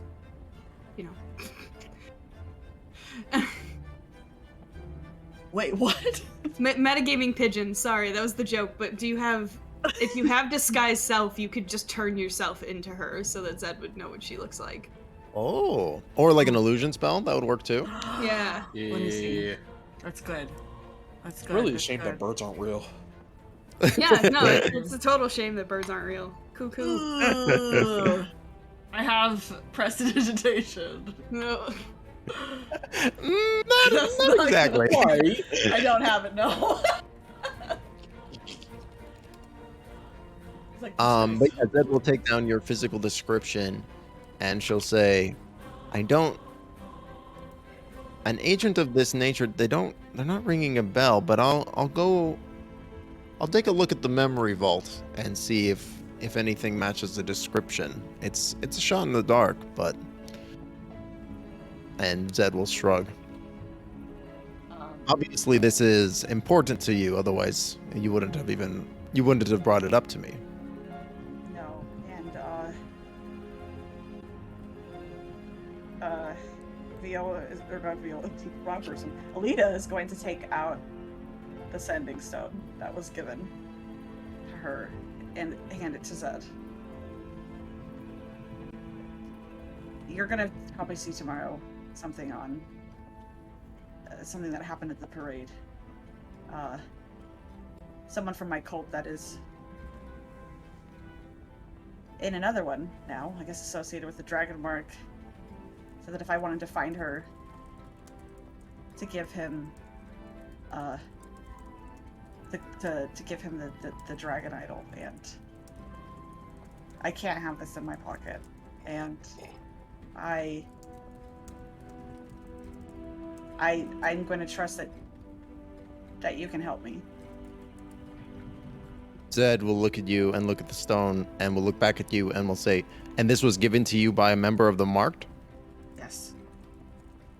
Zed will immediately on her desk, there's like a large crystal ball almost looking thing with a small switch at the base of it. She'll flick it, at which point a pulse of energy will radiate out through the room,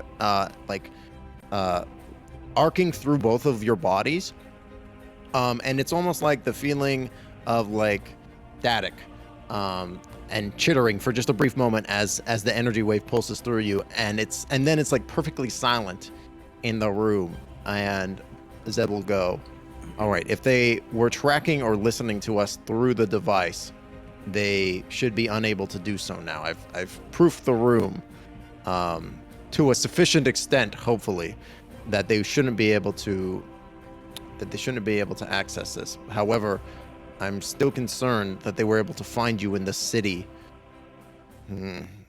But I will dispose of this, of course. However, I would never have assumed that you would give up the shadows or an idol for whatever. And Zed will shake her hand. But I can't help but think that. Are you sure that you want to give this to me? Is it maybe better to lead them on and pretend that they would be a little counter-espionage, if you will?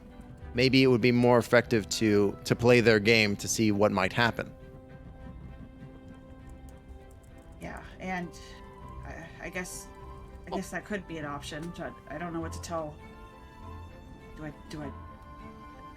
So you want me to be like kind of on the inside with them, like act like I'm playing along with the people that we're going against? I mean, this is the nature of the business. Unfortunately, there is espionage, counter-espionage, lies within lies. It's a tricky business, and one that's difficult to keep straight. I don't blame you for not necessarily feeling up to that task. And if that's the case, I respect it and will be more than happy to dispose of this. And Zed will move to take the stone. She's gonna take it back. I can do it. Do you want me to let the rest of the... Should I tell the others? Like, do you... I would say it's up to you.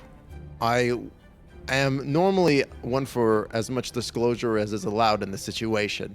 However, I can't help but feel an ultimatum such as has been given to you would have negative repercussions if it was found out about. With this barrier, and Zed will gesture to the crystal ball, with the barrier in place, we can discuss freely, but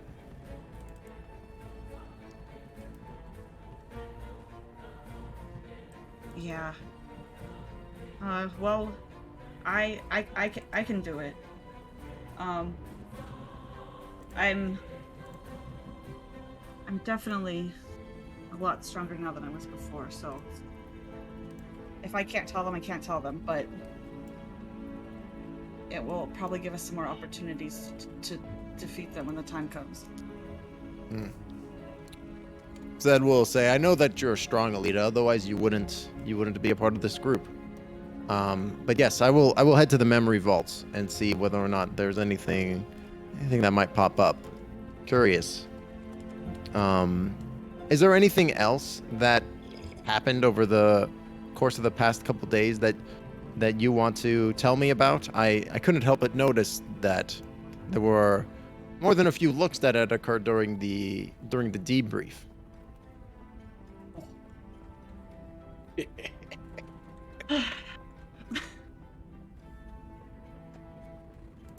She thinks.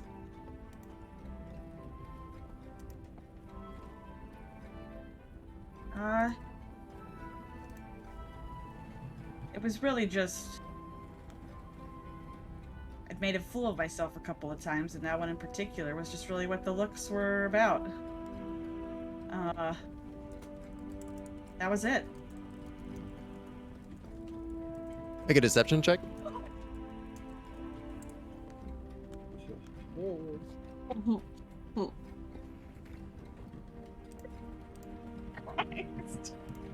An 11. A hard 11.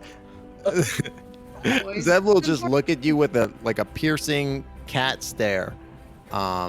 Give me an insight check, Ellida. you think that you're playing it pretty cool. You think that you haven't given anything away. You're over here thinking, man, I can't believe she bought it. As she just continues to stare at you, before saying, very well, if that's the case, so be it. But yes, I'll get back to you about the, I'll get back to you with this, and she'll like tap the paper on her desk, the little parchment with the name and the description. Hey. Thank you.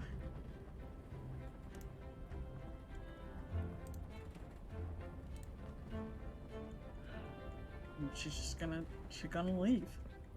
All right. Yeah, absolutely. And you head on out. I assume you drop the stuff that you bought at the, except for the diamonds at your like in your room in the headquarters. Yes. Yep. I do. Perfect. And then you go to the Moorgrave.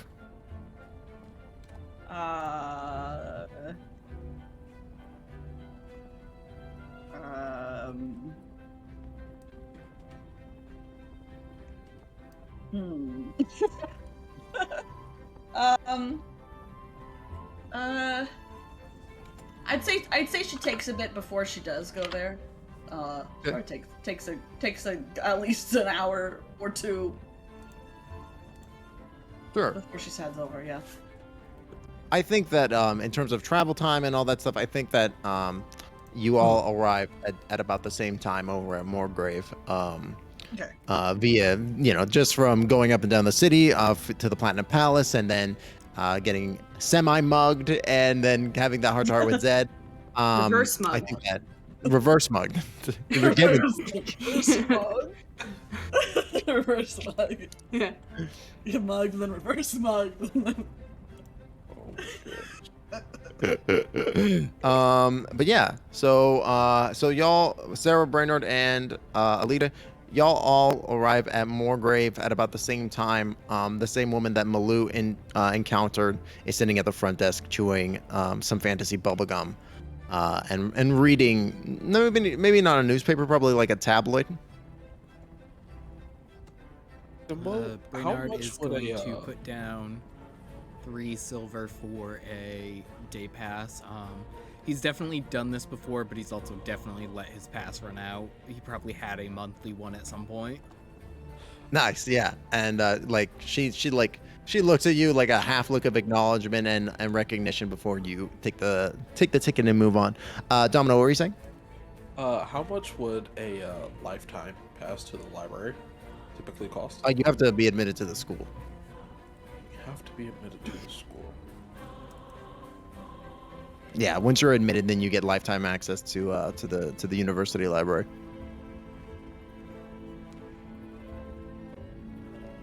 It's also how you get into the restricted section after you've taken enough undergraduate courses. We're gonna skip that part.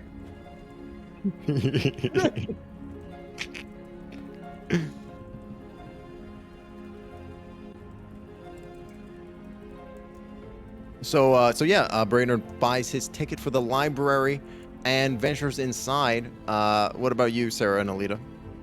I'm thinking because Sorry, say that again. I'm thinking because if Cera frequents Moorgrave University enough, if she has over the years, it's possible that she may have gotten a student ID forged. Do you think that's something that would have been relevant enough to Cera to have that she would need that? I mean, it would get her access to the restricted section, and we all know Cera loves going into restricted areas. She enrolled in college just for access to the restricted section. God, I love that. Give me. I hate kind of love it. It's absolutely something she would do. I think it's kind of brilliant. So I'm gonna roll with it. I'm gonna say, give me Give me just like a general, give me just a straight persuasion roll to see how effective this student ID is. Like, is this like a primo one, or is this like a shitty one that was made in somebody's like mom's basement? Oh no. This is quality stuff. Like we don't half-ass things around here, okay? You said persuasion? Yep. Oh How's my that? god. The Natural nat 20, 20 on 20. this. Wow. A natural 20 with an 8 modifier, so 28 total. Yeah, this I want to say that that this is like this is actually like a former student's ID that like something fucking horrible happened to them at the university. Like they were caught up in some form of magical experiment gone wrong, and they were killed, or the rumors are abound, but their ID was just sitting there, and somebody managed to get it and then pass it on to you, and it's been magically altered to have your picture on it instead. What's the name on the fake ID, Sarah? Uh,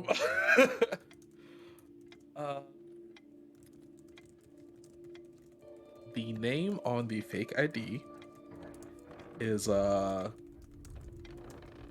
going to be Callista Farmsgrave.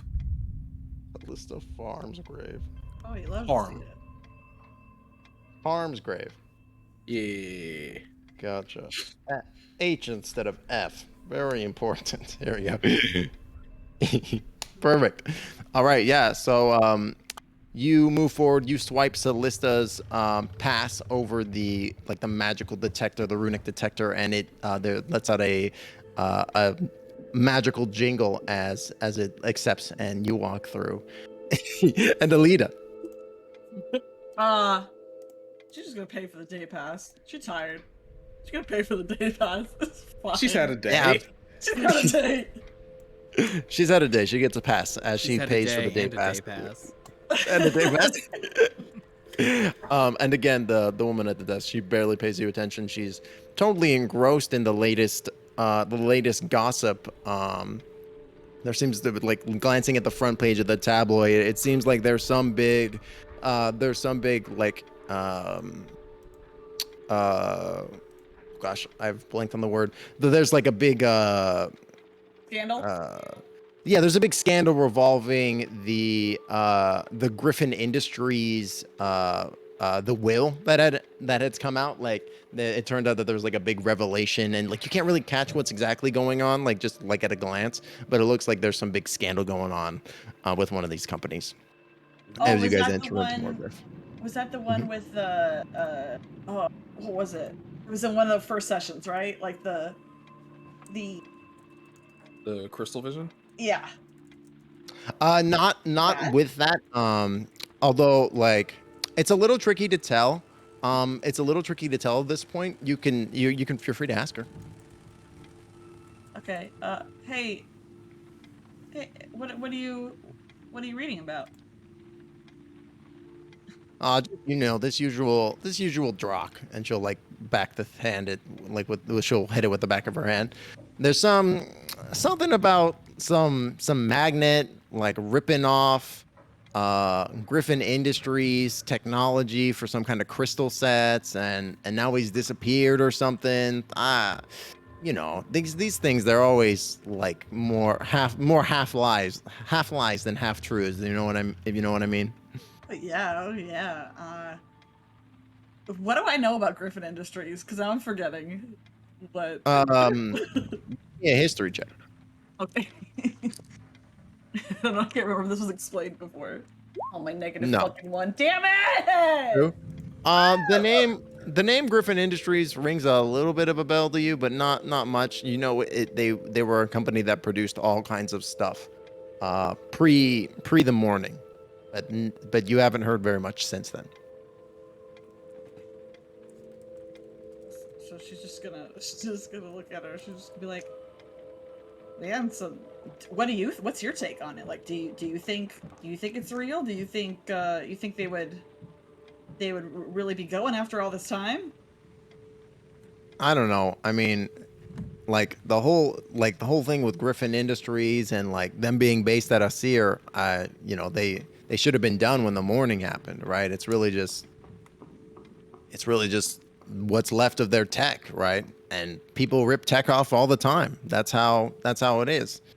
Half of these houses, the things that they got going have been stolen from other houses and other people, and you know, the little man always gets the fist. And especially if there's nobody left to claim the stuff, she'll shrug and she'll say, and what's it really matter if what's his name is missing? And she'll snap her fingers. The guy, and she'll again backhand the magazine. The guy. Does it say his name in there? Yeah, I as the DM don't remember, but I'm referring to the billion dude. Did we kill him? Yeah, the one that turned into the Nightmare Beast in episode 2. That's right. Yeah. Okay, so it's just kind of reporting about that. A little bit, yeah. It's like, and it's tying into that, like how that it's like talking about how that that tech was stolen from Griffin Industries initially. Okay, so it's like stuff that has already been resolved. Or is it opening up another mystery? Because I can't tell. So I found his name. It's Percival Tusk. That was it. Percival Tusk. Yeah, it's talking about like how it seems like he ripped it. Like it's a big scandal expose about how he ripped off the information, the plans for the crystal ball sets from Griffin Industries, which is now defunct. And were those the people that we found in the apartments that were dead? Wait, is that the same Griffin? No. I can't. My memory is so bad.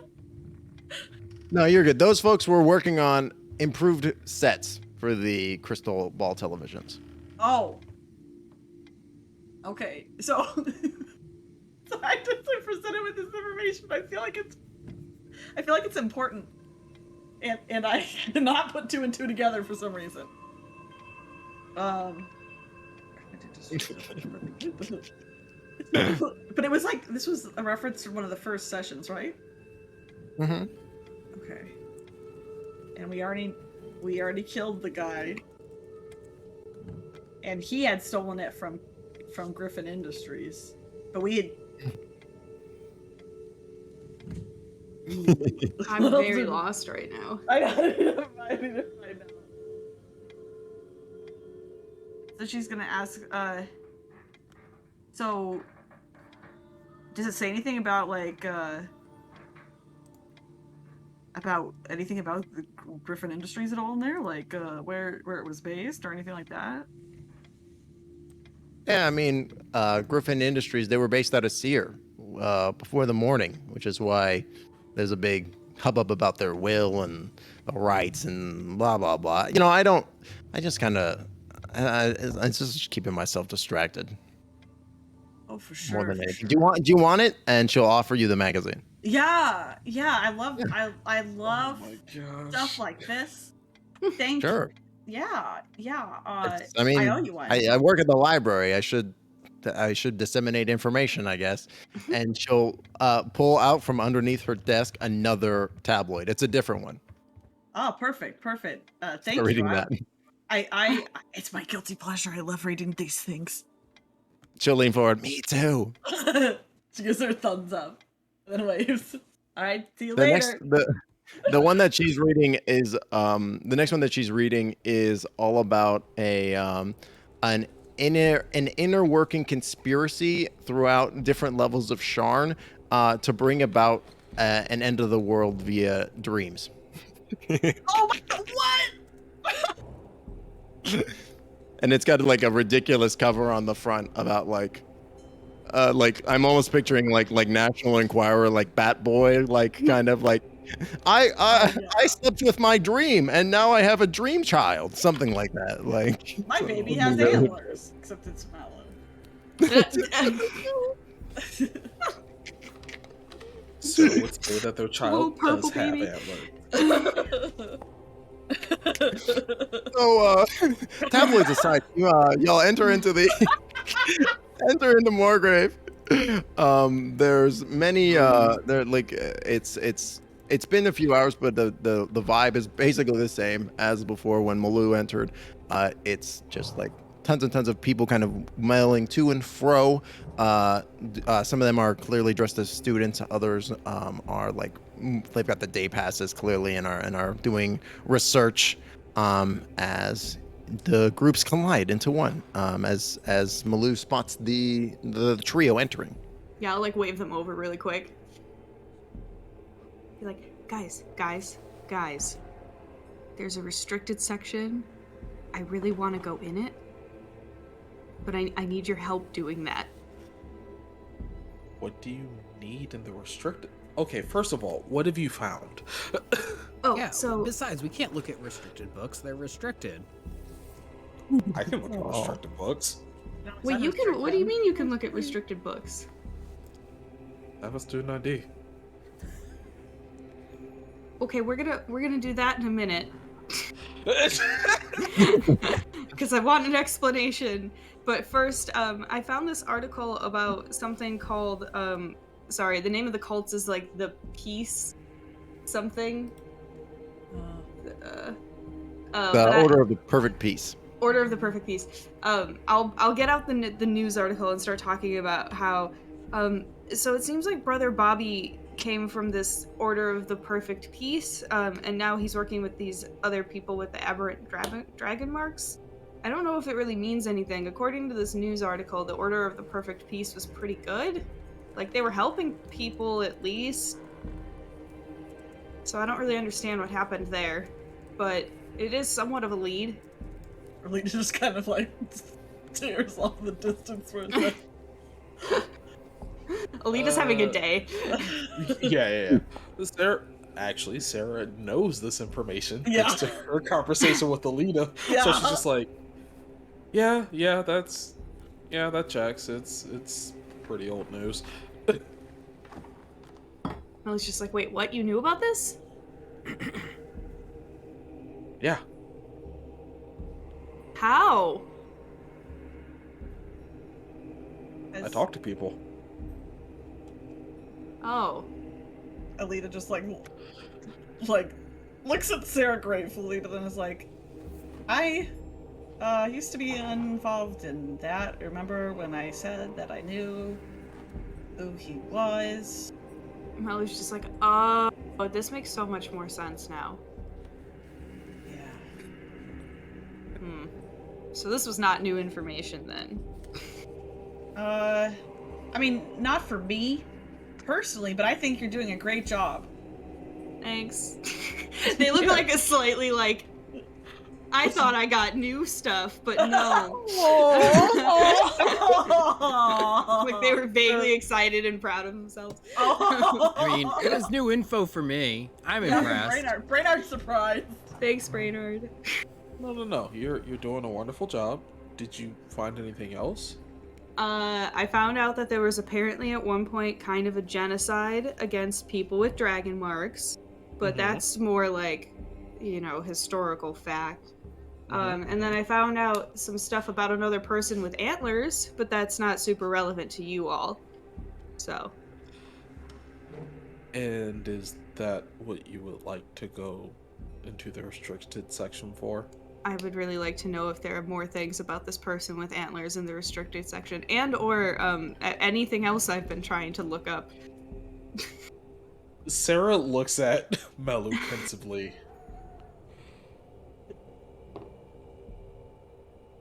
And kind of like when a child asks their mom to go to McDonald's, eventually she just goes, alright, fine. We have McDonald's at home. I'm getting McDonald's at home. Well, so I'm not allowed in there. But I have nothing actually useful. I could make someone unlock it for me. Make someone? No. It's all I got, guys. I can also make it very quiet, like that no one else will hear what I'm doing. Or we'll figure it I out. Come on. well, if we want to split up again, Cera and Melu, maybe you could take looking for whatever it is in the restricted section, and Ellida and I could go find the professor. The doctor. Yeah. Idea.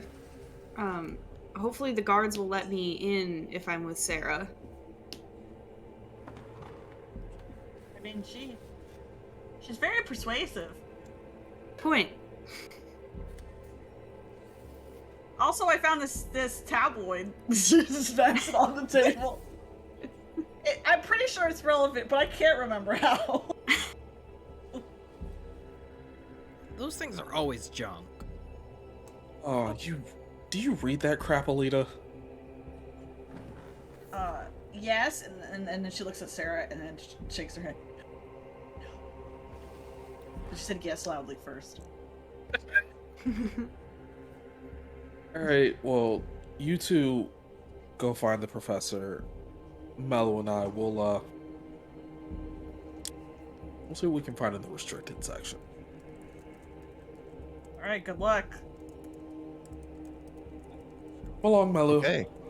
I'll follow. All right. So the party splits off. Let's go ahead and do. I think Ellida and Brennard first. So you find yourself in a university that you're not the well. Brennard probably is like at least a little bit familiar with the general campus layout. How would you like to proceed from here? Is there maybe even just like find a front desk area to ask about it? And I'm sorry, what was his name? I didn't write it down. Was it Dr. Dakota? Dr. Dakota.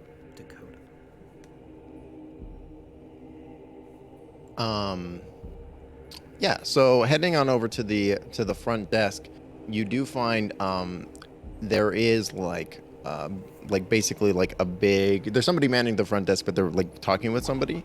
But walking up, you do see that there's like a big book that is on the desk that like looking at it, you do see it does have professors' names in it.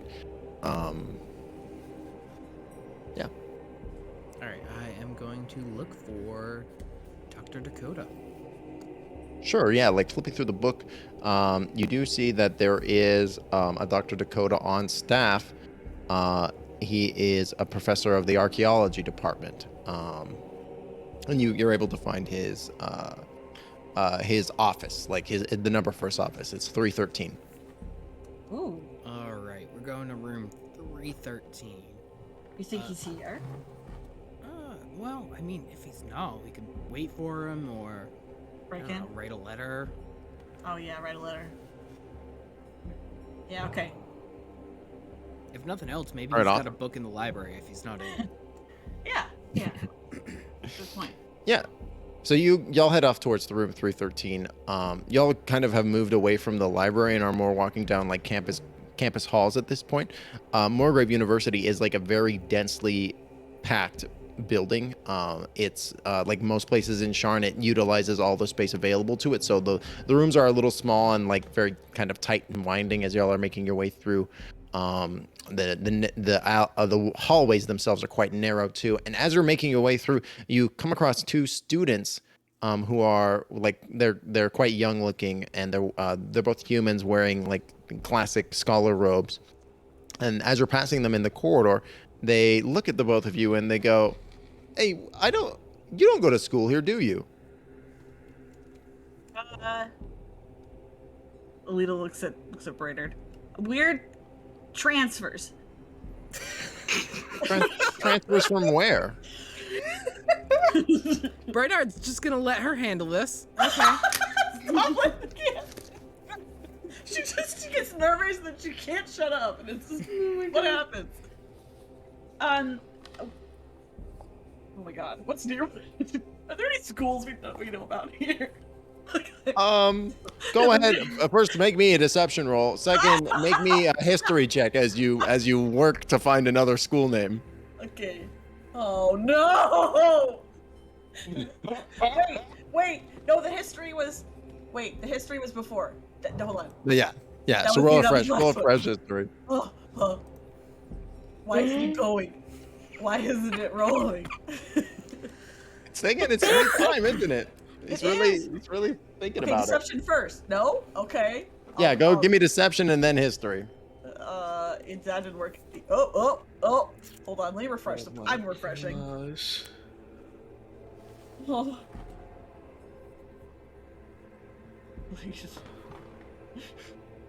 Ellida. Oh, there it is. There. Oh boy. My deception. Oh, my deception is 21. Which is great. There's 3 Oh, that's a lot of history checks. Oh, So rip. much history. So our I'm gonna brain say that they believe you when they say that you're a transfer student, and they go, "Oh, you're a transfer student. From what college?" You do not know any other magical universities, though, off the top of your head with the 5. Alita's like, oh, they call it something different here. Alita looks at Brennard. Does Brennard know any school? Brennard's given her the Cera look. Oh my god. Aww. Yeah, I where'd love we transfer from, Ellida? I love it. She's rubbed off on everybody. I'll be looking at the map, trying to find it.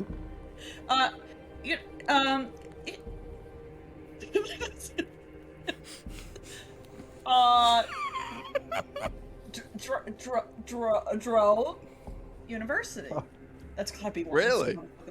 Yeah. Is that a new? That must be new. That nation's only existed as long as like the morning has. Wow, they didn't realize they already had a school up and running over there. Brand new. Like it's they really want to focus education. And we just that's our first year. So, I mean, it's our first year here. That's interesting. I would expect him, and they point to Brennard. I would expect him to be from Drone, but not you. You look. I mean, you're no offense, but you seem to be human. I'm adopted. Oh, okay. That's very nice. So what do you study over at Drone University? Religion. I do the religion. I study religion.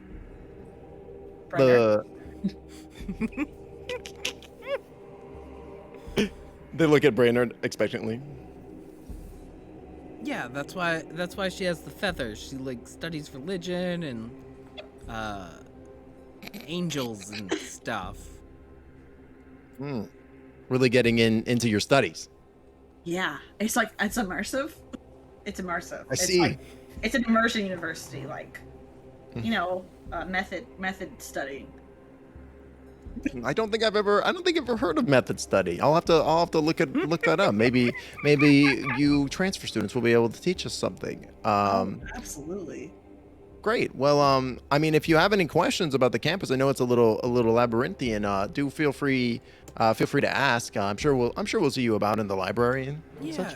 If you could, we're looking for Office 313. It should be for a Dr. Dakota. As soon as you say the number 313, you get a double exasperated sigh and eye roll from both of the students, and they'll say, "Oh yeah, you're wanting Dr. Dakota. Good luck. He's down the hall to the left, make a right, and then down the stairs, first right. It's easier than it sounds." All right, perfect. Thank you. Thank you so much. Nice to meet you. I'm sure we'll see you around. Maybe we can, have like a study session. Is that what the kids? That's what we do, right, guys? Yeah, I think I'm surprised here they don't have study sessions over in Drome. But yeah, I mean, I'd love to pick your brain on religion sometime. That sounds real interesting. Yeah. Yeah. I'm sure that'll be a great study session for you. Yeah, I love studying. All right, let's go.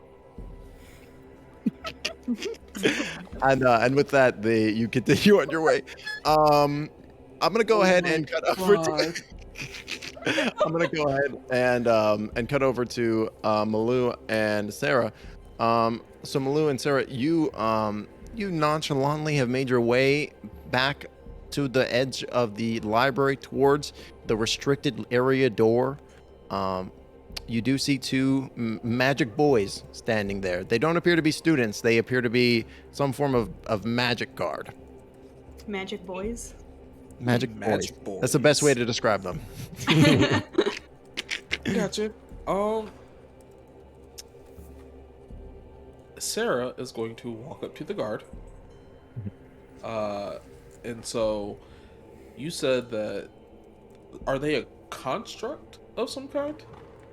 No, they're you think that this is how like maybe some of the wizards are getting their credits for their master's degree by doing a little bit of community service for the university. And so like these guys are like high tier wizards, but they're doing like menial tasks for those sweet college credits.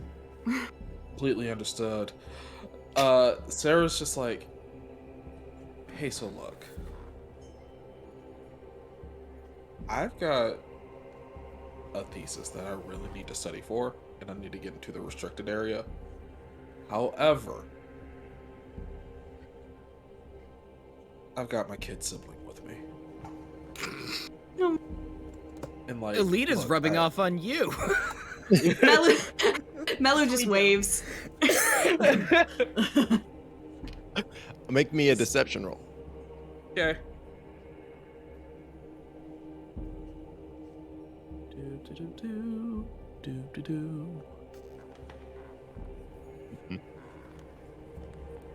I'm gonna say is cursed. I'm gonna say I'm gonna say this roll will be at advantage because you've got the very high quality and detailed student ID that looks nigh real, albeit a year or so out of date. And they'll say they'll look at you and then they'll look at Melu and they'll just kind of collectively shrug and like after scanning your pass and having a satisfactory wind chime noise sound, the door to the restricted area will kind of peek open and enter in and allow you access. Thanks so much. I will make sure they don't touch anything, okay? Melu just like follows after you very excitedly. But nodding, like, yeah, no, I won't touch anything, I promise. Yep, they will try to.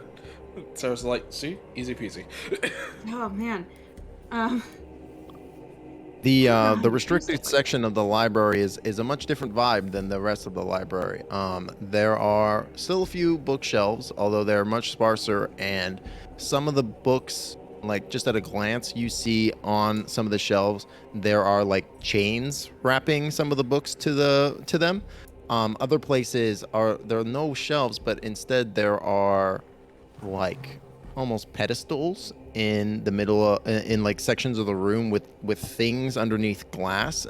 Some have other levels of protection on them. Some of them are like iron bars. Some of them have sigils on the ground surrounding them. But all in all, there's about a dozen of these things in here, and they all look kind of slightly different as you're kind of glancing around. But you can't make out any specific details. You do also see this room is quite large, but it dotting along the sides of the wall, there are doors that lead off of it, and there's also kind of like the room itself has two hallways kind of leading off in other directions, kind of almost like in like a semicircular pattern, where if you kind of if you put it together in your head, it kind of looks like maybe the different branches of the hallway will loop back together and join up. Oh, this is big. Yeah, there's a lot of space back here, surprisingly. Are there a lot of people? Not really. You do notice there are a couple people milling about to and fro, but they mostly are keeping to themselves. A lot of them have hoods up, actually, and are almost like they're protecting their identities. And you do see a couple of the similar, like, archmage-style individuals kind of walking around.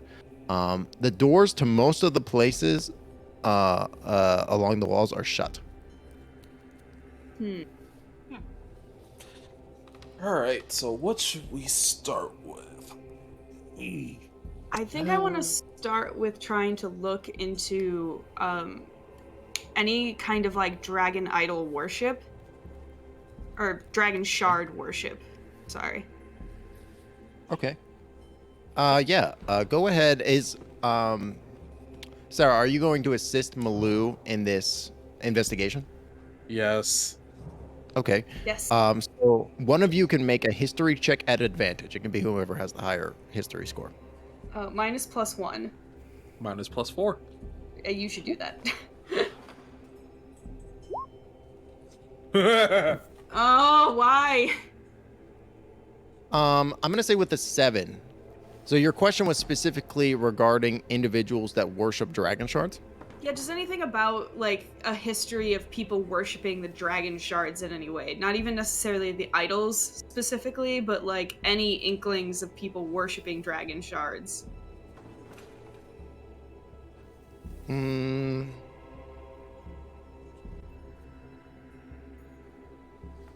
gonna say with the 7, you do find like little bits and pieces here and there about like different small like factions and religious groups that popped up having to do with dragon shards, but you don't find anything in particular that feels exceptionally relevant Okay. to the situation at large.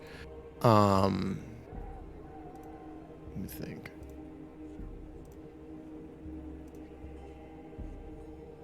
Yeah, I think that's kind of what you find, because you don't really find anything that really ties into what's into like the dragon idols or anything like that. You definitely get the sense that there is like some kind of potential tie of dragon shards to the draconic prophecy, Okay. but you're not 100% sure what.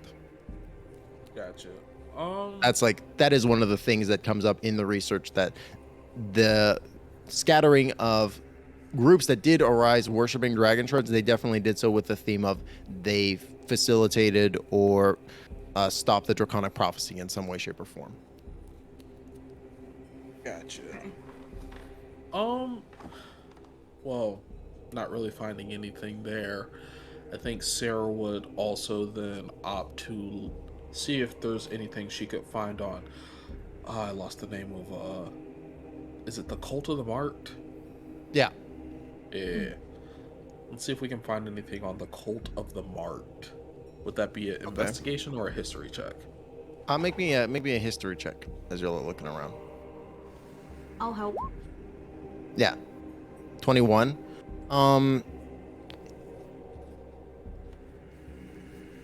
gonna say that you don't, while you're looking through things, you don't find anything directly about the Cult of the Marked. However, you do go down an interesting tangent about dragon marked individuals, and specifically aberrant dragon marked individuals.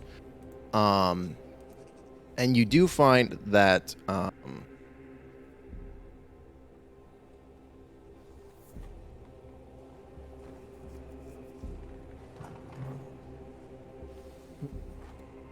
actually, wait, let me retcon that. Let me think for just a second.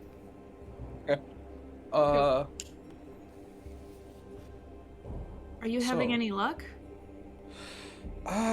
It's all so dense, just like everything relating to the draconic prophecy. Yeah. I'm kind of finding a common thread here.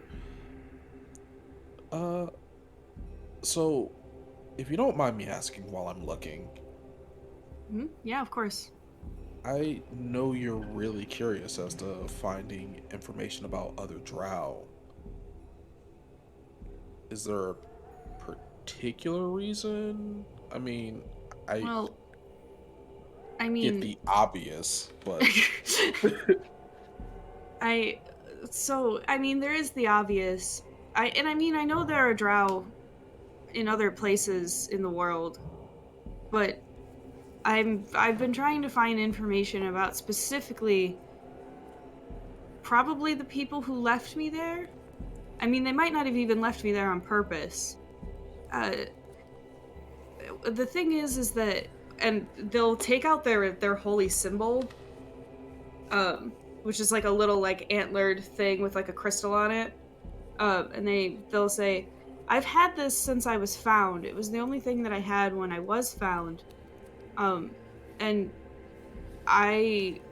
have these powers from Valinor, but I don't know why, or if this was normal for the people that worshipped him, or if it was a happenstance that he chose me for some reason.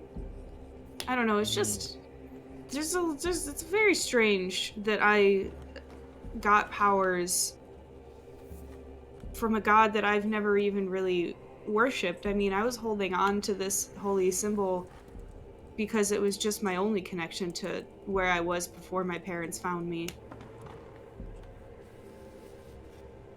Gotcha. Okay. Well, yeah. I guess we'll definitely have to look into that. Sorry, thank you, appreciate it. I'm gonna say with the 21, even with the 21, there just really isn't very much information about the Cult of the Marked back here. Either like the person who's tending the library doesn't think it's relevant enough information to keep secret, or there is no information that they found, or they just don't care. One of those. But your search for specifically information about the Cult of the Marked kind of comes up a little empty. In all that research looking up things about the Cult of the Marked, I'm sure Cera also probably just poured over plenty of text about folks with aberrant dragon marks. Was there anything mentioning people with dragon marks possibly being able to be connected or like sense each other? I would say with the 21, while there was not necessarily sensing each other, but there is like going back to the War of the Marked, there was like a rumored ability or a rumored connection amongst those with dragon marks. Though the specific nature of that connection was never explicitly clear, it did seem like there was certain magics and effects that could impact one person with a dragon mark that could affect others as well. But it was not very well understood at the time, and then the genocide happened, and all those records kind of got wiped out too.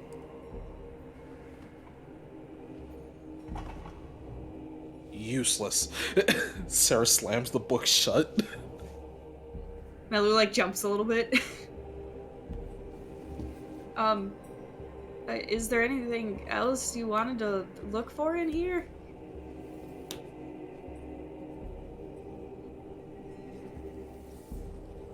Cera pinches the bridge of her nose, and she's thinking.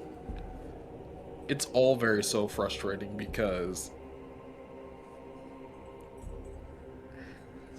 everything having to do with the Draconic Prophecy and Dragon Marks is just it's always just doubly wrapped in secret.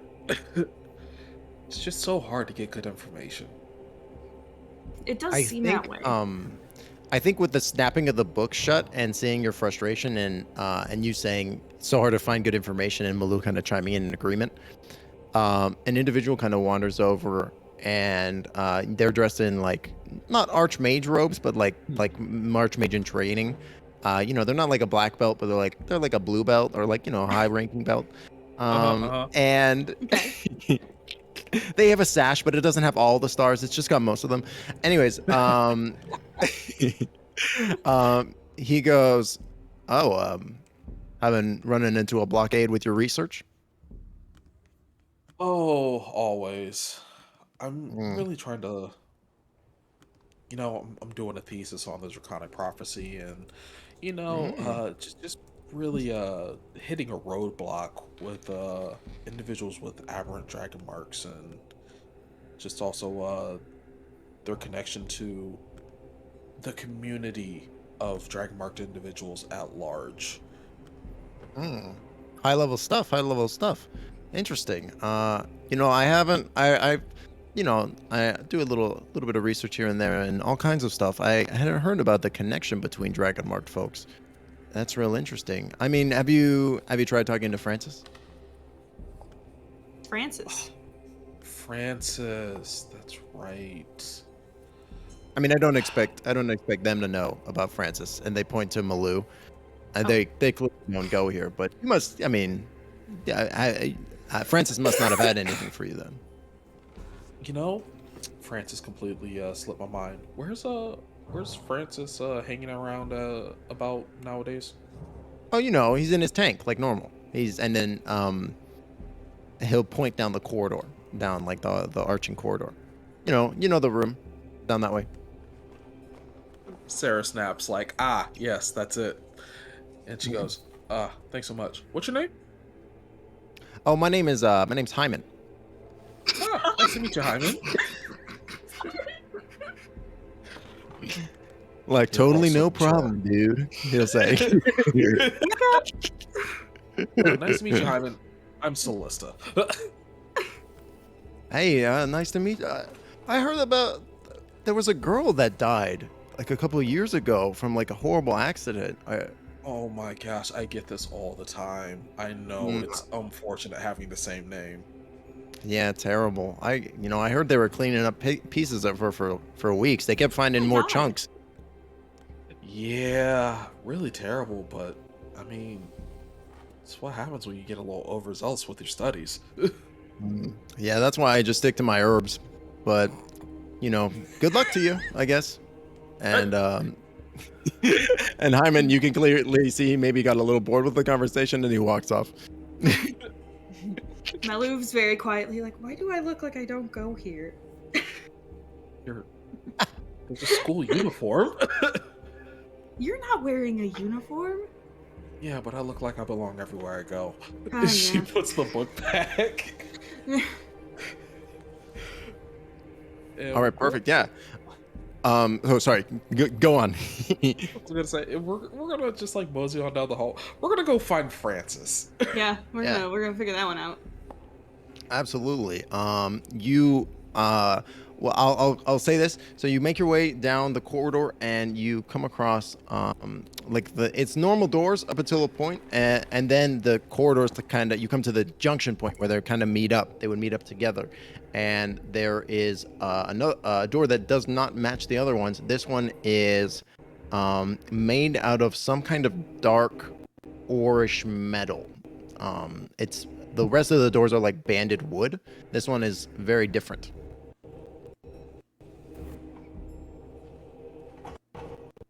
Melu leans over to Cera and is like, should we knock?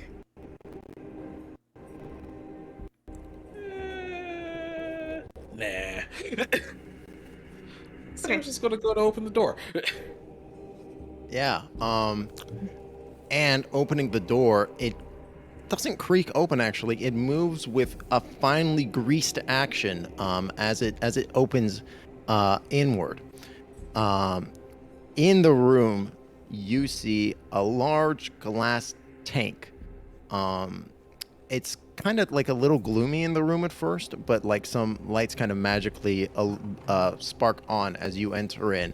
And inside a large glass tank, you see, inside this tank, you see it's almost like furnished like a bedroom.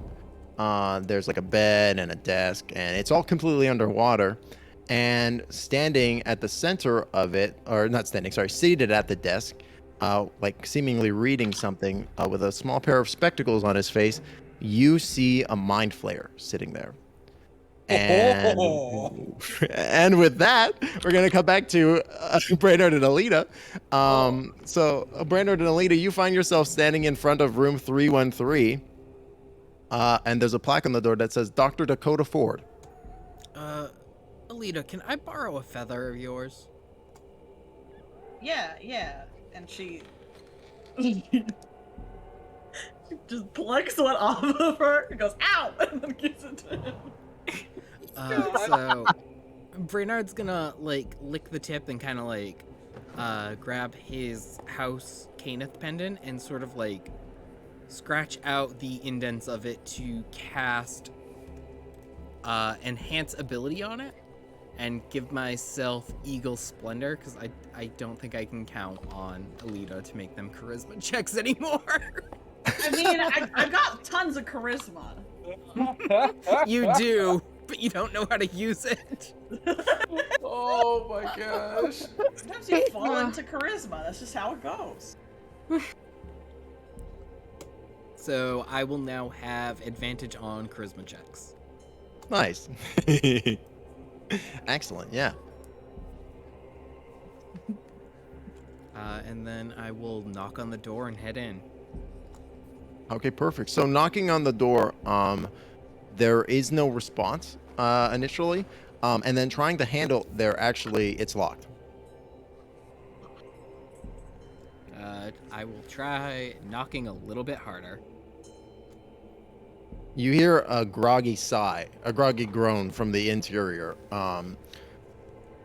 but there's still like no true response. There's no audible words that come through. Just a.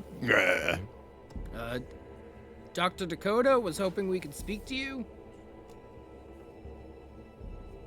You hear more grumbling behind the door, and then you hear the sound of papers shifting and shuffling, and then like a large stack of papers falling to the ground, and then the tinking of like a bottle or a flask following, and then like the sound of like fluid falling out, and you're cussing behind the door. A couple moments passes, and then the door opens. Behind the door is clearly a man who's just woken up. He has it's not even 5 o'clock shadow, it's 10 o'clock shadow. He's got just a normal beard, but it looks unkempt. His his hair is like messy, like he's just woken up, and his eyes are sunken in, clearly like and you can smell the booze on his breath as well as emanating out of the office like an unsealed airlock. But he looks at you, and the look that he gives you is one of like he's there in the moment, and he goes, "Yeah, can I help you?" Yeah, I had a couple questions, and I was hoping you could help me out. Office hours are at 3 p.m. In the middle of the week. All right, perfect. And then Brennard's gonna try and just kind of push in anyway.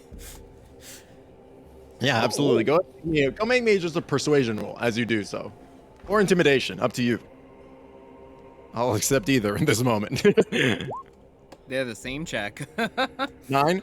So with a 9 intimidation, I think that Brennard tries to go push into the room. Oh wait, and unless I can roll persuasion. Yeah. Would it be the same? Would it be the same No, I actually modifier? have +3 to my persuasion, so it would. Sure, I'll say a total of 12. Yep. I think that's fine. Yeah. The professor will kind of like he's still a little maybe half drunk from the night before, and you're a big hobgoblin, and so you're pretty easily able to like push the door open and open and get inside. Looking at the office, there's just fucking paper strewn everywhere. There are a couple of chairs like on the opposite side of the desk, but again, they have papers in them, and like it's just an absolute mess. And Dr. Dakota goes, "Oh, I do apologize. I'm normally ready for guests on my office hours. Yes, I guess I can make this brief. What is it that you need? You don't appear to be students?" So Transfers. Oh no. We had some questions on certain dragon shard. I think it was in your possession at one point. And Brennard kind of like makes motions with his hands, but then it's just kind of like to make out a shape, and it's like it was carved out into a dragon. Interesting piece. Make me an insight check, Brennard. Ooh, 21. 21. You love to see it. Just the moment that you mentioned the dragon shard idol, his movement he changes. His mannerisms become much tighter and closer to the body. You see what little color he had in his face drain out of it, and he looks much more pale. And he says to you, "I don't know anything about what you're talking about," and you can tell he's clearly lying. Well, Well, it was the one that you had given up to an auction house on the upper parts of town. when you say that, he moves over to the door and he shuts it and locks the door. And he goes, I don't know who you're with and I don't know what you know, but you've got the wrong person, friend. No, we purchased it, so no worries. I don't know what you're I don't know anything about an idol or dragon shard or whatever you said. I don't know.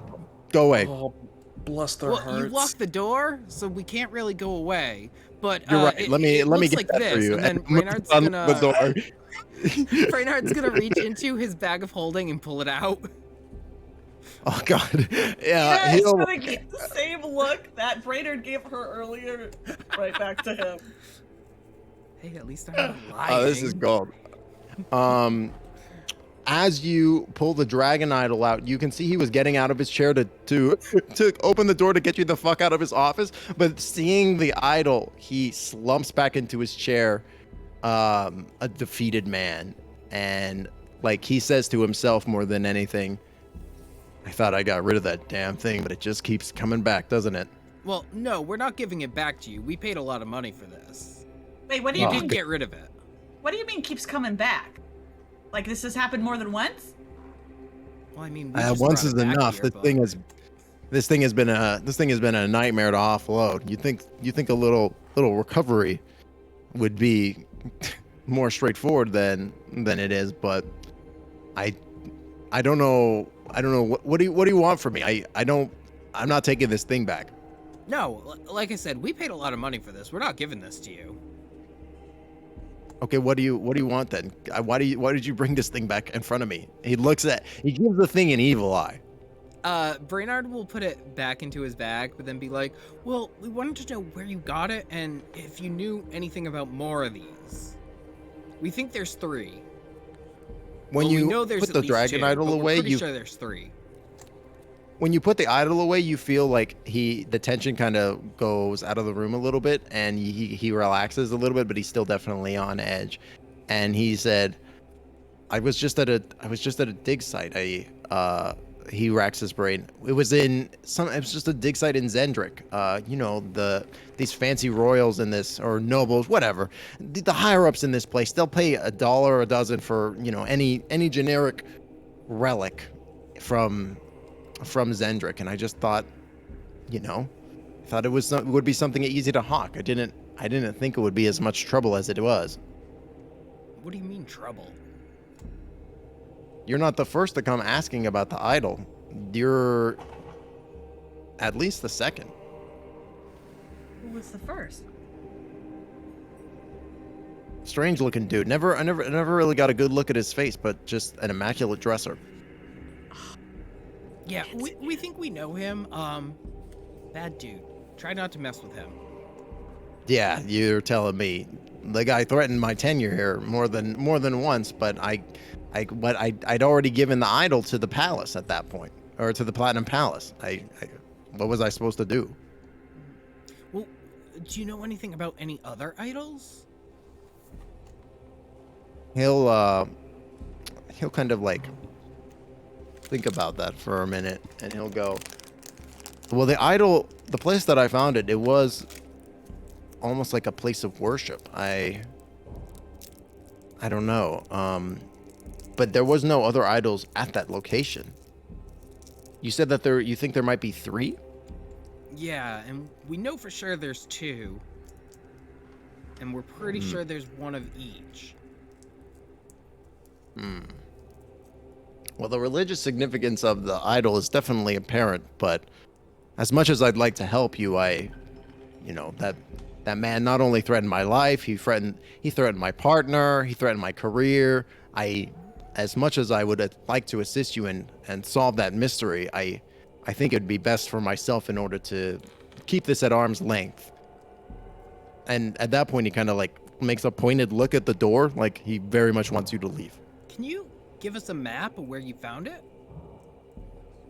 I mean, it was just in Zendrick somewhere. It was just a general dig site. We didn't really expect to find anything there at all. Do you have the dig site down, marked somewhere?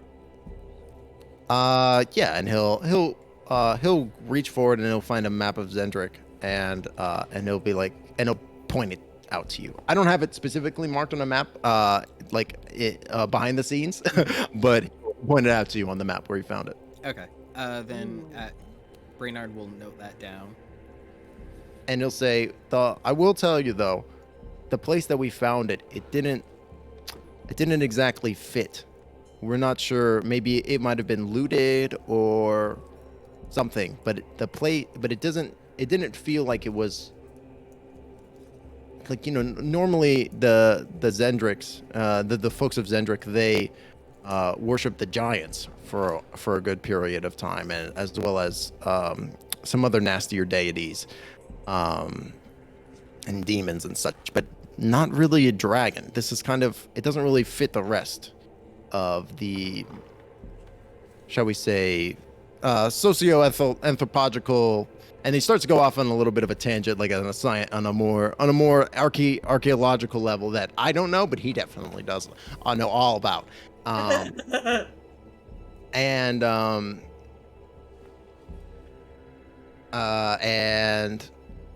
just say, the only real reason why I offloaded it to the Platinum Palace instead of leaving it here was I just didn't feel safe with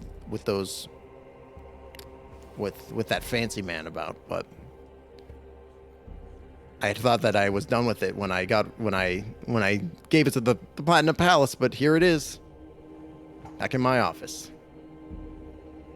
Did you find anything interesting about it while you had it? I mean, it was really big.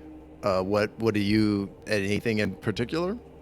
Well, I mean, you're a doctor, right? Like you studied this kind of stuff. Like, is there anything that you noticed that was, beyond the obvious?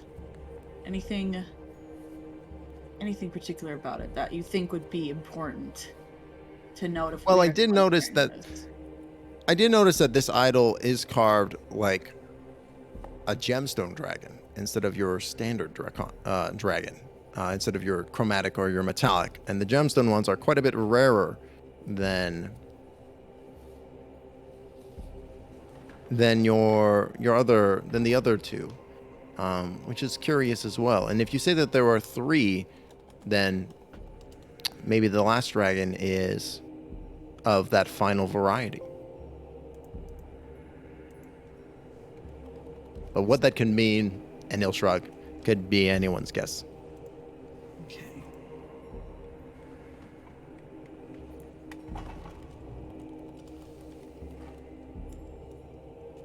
Ellida looks at Brennard. I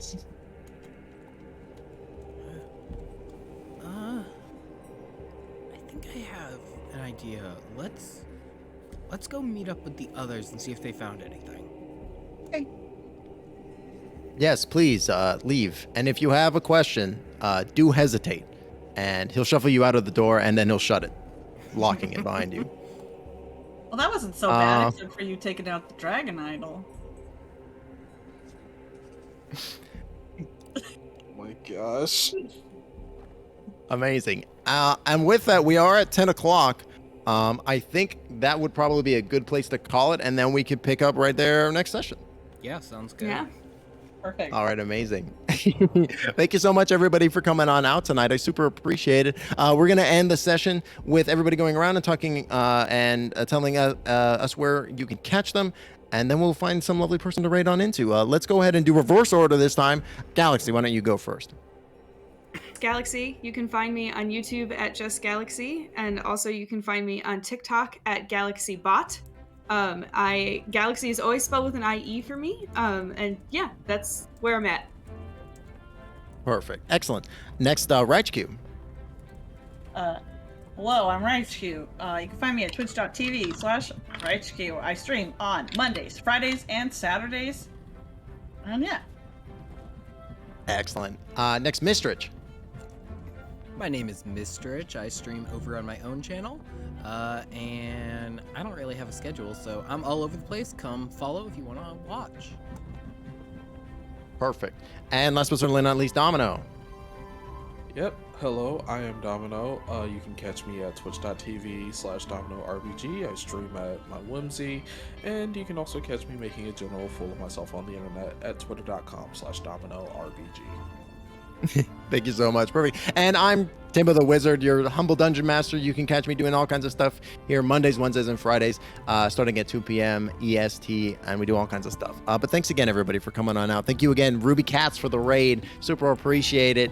Let's go ahead and raid on out. Who should we raid into? I anybody have any- a D&D group company that I follow. That's they are apparently doing episode 1 of a D&D campaign for Strixhaven. Fantastic. Perfect. Yeah. What's hit me? Yeah. Oh, give me 1 second because Twitch is doing that thing where it types backwards. Oh, Have you that's gotten that so weird. glitch yet, Timbo? No, it hasn't happened to me. Basically, they implemented something that lets you write like right to left for presumably Japanese, but like sometimes it just switches your chat Weird. to it. Oh, huh. I haven't run into that yet.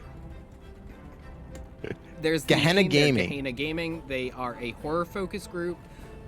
In terms of player resources, by the way, they make my absolute favorite consent sheet. So if you're ever running for a convention or anything, you can go download it on their website. Perfect. Excellent.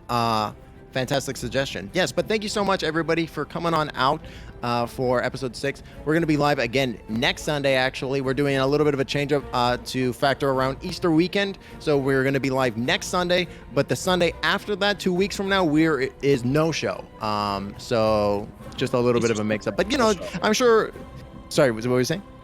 Easter Sunday, no show. Easter Sunday, yeah. Happy So Easter we're to going to... celebrate, y'all. Yeah. Yes, absolutely. Or if you own a rabbit, just celebrate it. I'm sorry. I don't make the rules. So we'll be live next Sunday, and I hope to see you there. But if not, thank you for coming out, and stay magical. We will talk to you all very, very soon. All right. Goodbye, everybody. So long. Goodbye. Bye. Thank you so much. And